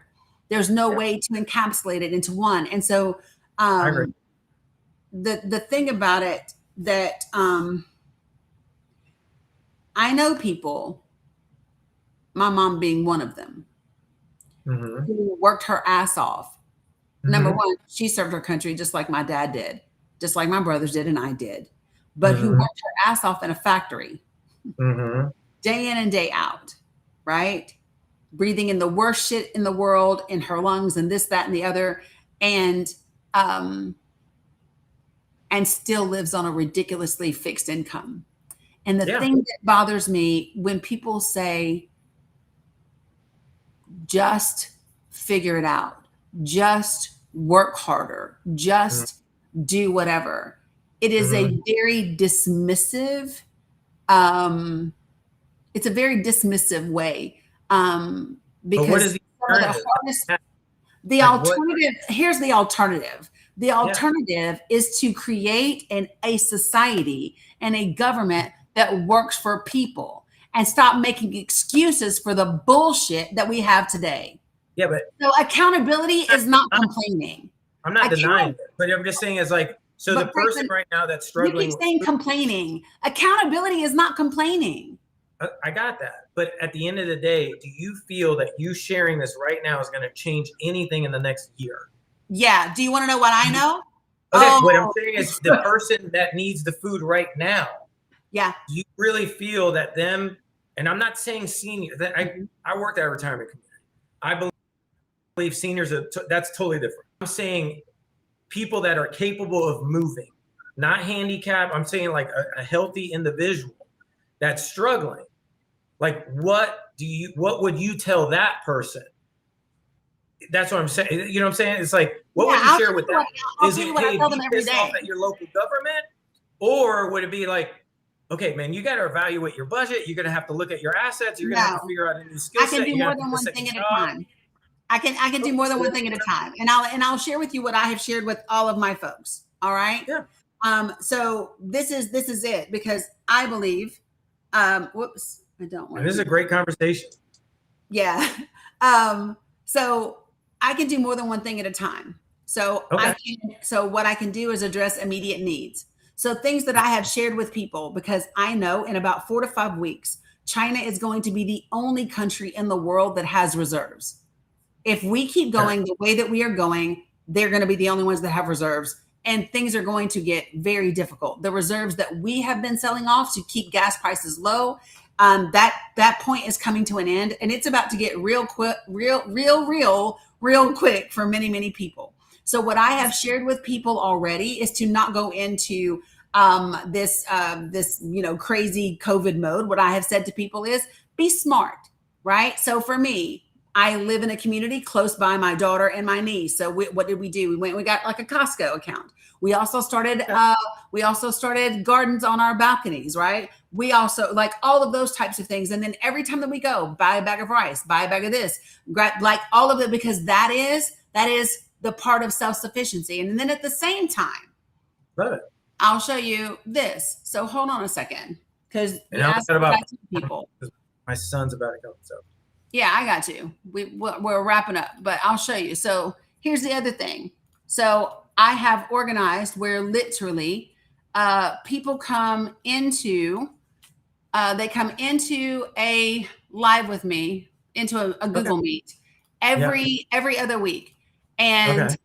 I gave them resources. So Nice. for example, Franklin, tell me what congressional district are you in Florida? Polk County. That's what condition 4. 4. I think it's All right. So in your congressional district, yeah. 91,000 children or adults are going to lose their statewide Medicaid managed care between Okay. now and 2034 because of the reduced federal funding from the One Big Beautiful Bill. That's a fact, right? Okay. The sources are down here. In addition, 22,000 are going to lose some or all of their SNAP benefits. And then on top of that, because of the expired tax subsidies, there's going to be an additional 91,000 because they can't buy their health insurance anymore, right? So Okay. what I'm sharing with people is, hey, did you know that this is what's coming in your community? Did you also know that in your state, right? Did you know Okay. that people that are on Medicaid, 68% of them in Florida already work? It is not So that people are of working age and they're sitting around and they're just collecting it and not doing anything. Nope. 70% yeah. of them are already working, right? So And what's your solution for them? oh, I got it. I'm getting there. I'm Uh, literally getting there. So we but get out into our communities and we start having conversations and we start building connection and we start educating people and we start telling people exactly what is and what isn't. And then here is the step-by-step process. Number one, we get as many progressive minded people in office that are interested in human beings. Anybody, I don't give a fuck the letter behind their name. Anybody okay. that is putting a foreign government, a corporation, or a religion above the interests of the people, they need to be primaried and voted out. That needs to be a thing that absolutely happens. And then when you win and you get a Democratic, a progressive majority in Congress, in the House and in the Senate, because they are both doable and they are both coming, right? Then you head into, and this is the beautiful thing, they used a mechanism called budget reconciliation to take all of this money away. They took budget reconciliation to take money out of education and put it into the Department of Labor. Oh my God. We took money away from our babies and education to put into labor. And so you know what? Guess what? Next year, when there's a majority in the House and in the Senate that's progressive, they use budget reconciliation to put all of that shit back.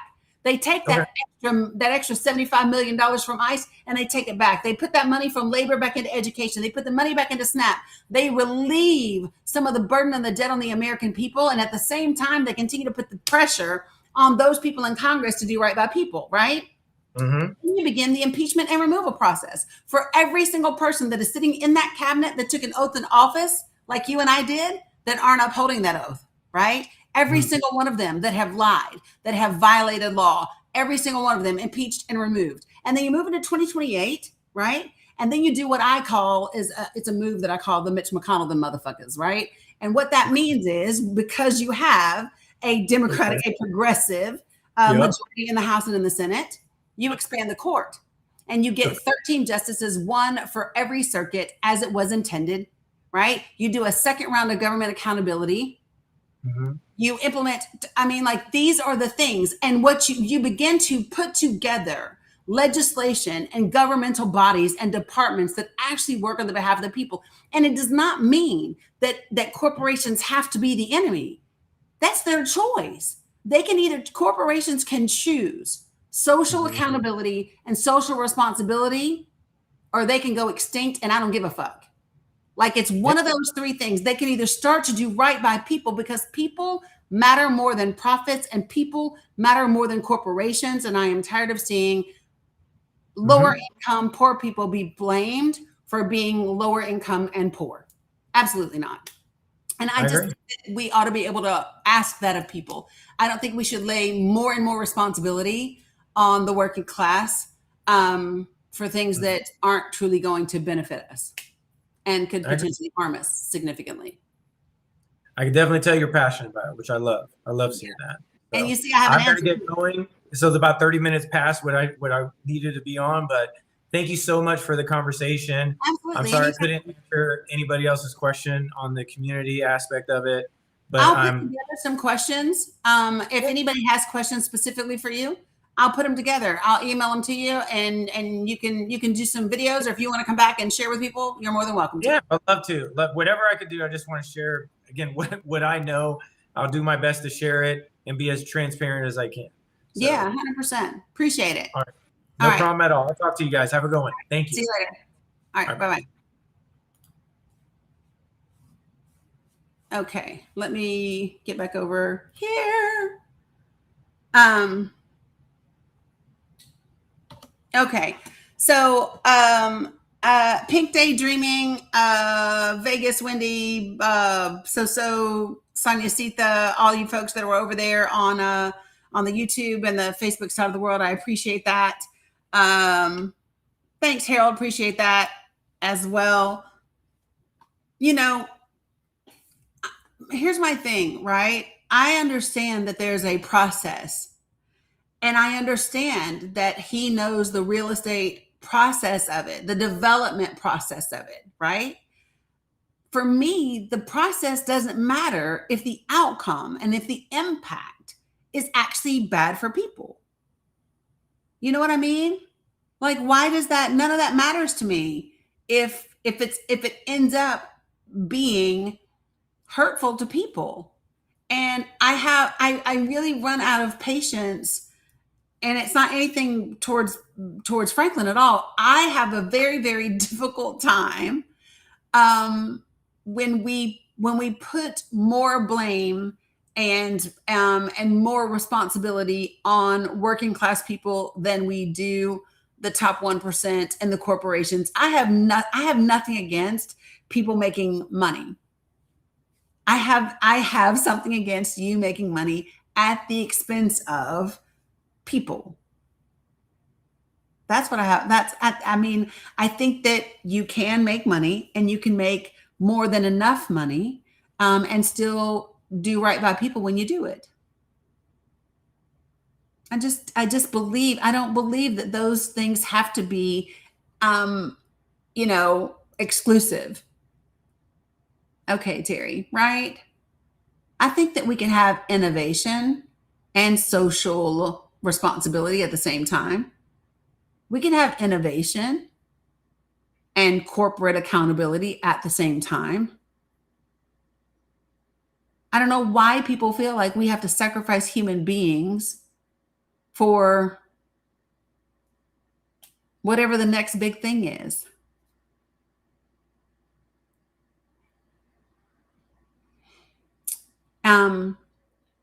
And let me just say this.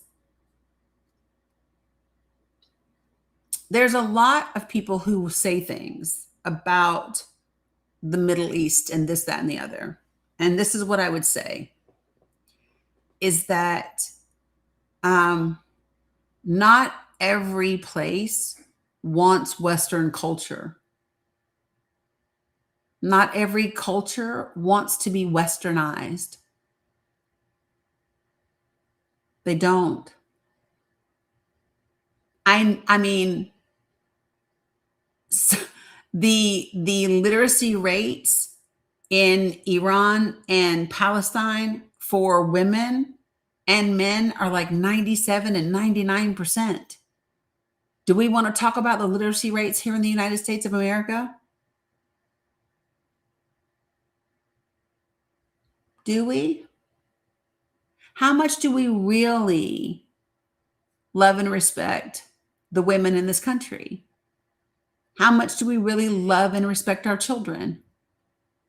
People talk about being pro-life in this country, and yet we let millions of our children, millions of them, go to bed hungry and unhoused, and uncared for in a government where the leaders of the free world brag about having billions in rainy day funds. Can you imagine, folks? You are literally bragging about having billions of dollars in rainy day funds while children in your community are hungry and unhoused.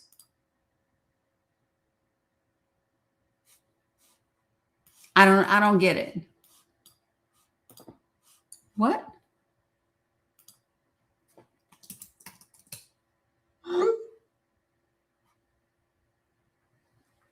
Oh my gosh. Hold on.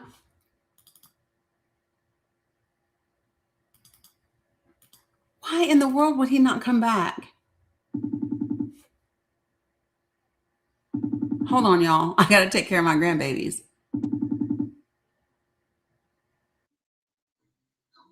Baby, you never don't come back here.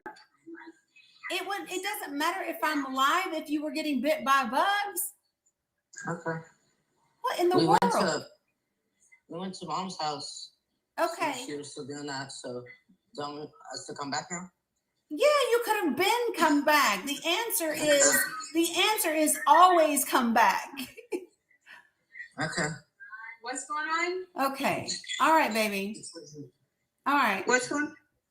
Nothing. They got bug bites when they were outside, and Dominic was trying to entertain the girls while I was live, and I was on Do Not Disturb, so I didn't see text messages from him. So I just now pulled it up. I'm still alive, as a matter of fact. But I saw, and he was like, she was getting bug bits and we had to come back. And I was like, oh my God, bring them home. Because I didn't know. And so what I was telling to him was always come home. Always come back. Well, yeah. So. Okay. But I'm still, everybody can hear this conversation, by the way. Okay. But because I just called as soon as I saw the text. What, baby? Yes. Because I'm using your bathroom. Okay. Okay. But no, the door is unlocked. They could have been here. Okay. Okay. All right. Bye. Okay. Bye. Dominic was trying to be the responsible big brother, so that I could have this live with Franklin. And he had texted me and he was like, Mila said the bug bite hurts and she's crying. What do you mean? Then bring her home. Then come home. What do you mean? Yeah, he was trying to be helpful because Tutu has been stressed. 2 days ago, his little sisters were not behaving and I ended up having to shut down a live. And I was like, oh, and so he was doing his best to prevent that. Bless it. Holy geez, y'all. Hey, Pin 1010. Steph, not much, but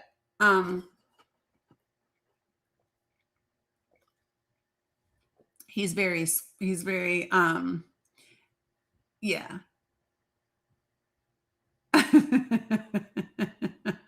So long, Sammy. He is a good kid. He's a really good kid. Let me just say this, y'all. I can never be anybody or anything than who I am.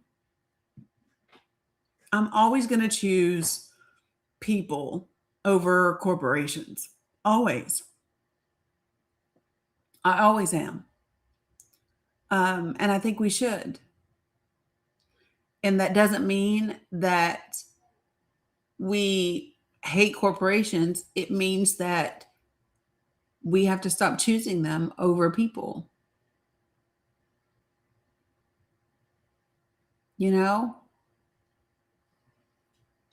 For me, it's just people over corporations, always, 100%.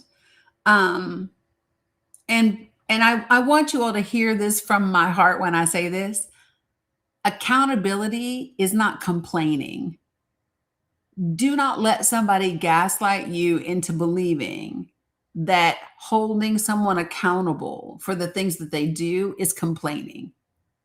Absolutely not. Absolutely not. And it is wild to say I would figure out how to eat enough fruits and vegetables on $13 damn. No, you wouldn't, because you can't. Hell, I planted a garden. Them shit's not going to be, I'm not going to harvest enough to cover that deficit.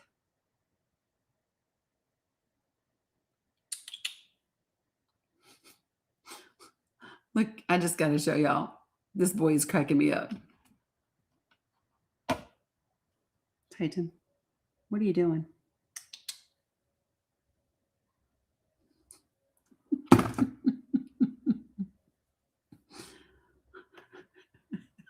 He said, who's got you this riled up? Am I upset? Huh? Was I riled up? Was I a little riled up? I know. He has. I've been very stressed for a couple of days. Just a lot going on. And thank you guys. Yeah, he's a rescue kitty. For those of you guys that don't know, he's a rescue. Are you clicking my mouse? Quit, bro, before you hang up on somebody. He's a rescue kitty. He was 2 pounds, 13 ounces when I got him. And he's a big boy now. He sure is. So Anyway, yeah, he's now for those of you guys who are new to me and you don't know this, he's actually at 2 pounds 13 ounces. He was more than double the size of my granddaughter. So Bella was born at 1 pound 3 ounces at birth. So imagine having a kitten that is bigger than your grandchild. Yeah, she was 1 pound 3 ounces at birth. She was in the NICU for 91 days. And just on that note, I saw a video today. I don't know if you guys saw it or not, but there's a gentleman who's done a video who just received a letter from United Healthcare denying the coverage and the stay of his twin babies in the NICU. And the letters that United Healthcare sent to the family was not addressed to the parents. It wasn't addressed to the wife. It literally said, "Dear twin baby A, dear twin baby B." And it was denying them their coverage in the NICU. What in the fuck, y'all? I do not condone or celebrate it. I do see how situations and people like Luigi become and do what they are.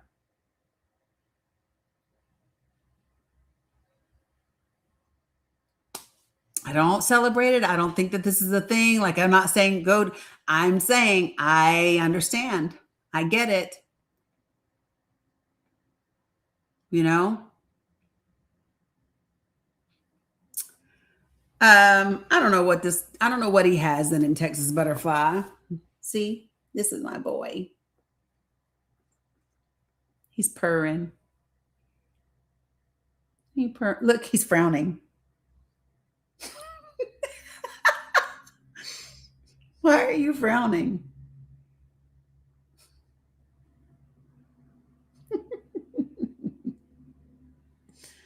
He's mad because I picked him up. Yep. But see, he's got these little sunspots on his belly. You see his little rows of spots? I'm just showing you off because you're handsome. Just showing you off. No, he doesn't like them either. So he does. Coolest mom ever. He does. Okay. Pop down. Okay, so TikTok, hold on for 1 second. You guys, Substack, YouTube, Facebook, Insta, and Twitch. Thank you all for joining in. If I didn't respond to your comments, it's because I couldn't see them. Sometimes they don't show up on here. It's one of the reasons why I am testing some new equipment to see if I can do some different interfaces. And so hopefully I will have that figured out between now and the end of the month. I'm excited, as you can see. Well, you all can't see, but I have the mic back up and running and just doing all those types of things. So for this side of the world, not you, TikTok, stay right there. For this side of the world, I will be back tomorrow morning. What is tomorrow? Thursday? Yeah. 10 a.m. Eastern Standard Time. Okay. I appreciate you guys for tuning in. Appreciate Franklin for coming. You guys stay right here. If you over here want to continue to listen in, pop on over to TikTok, because I'm going to be on TikTok for just a little bit longer. Okay. Appreciate you very, very much.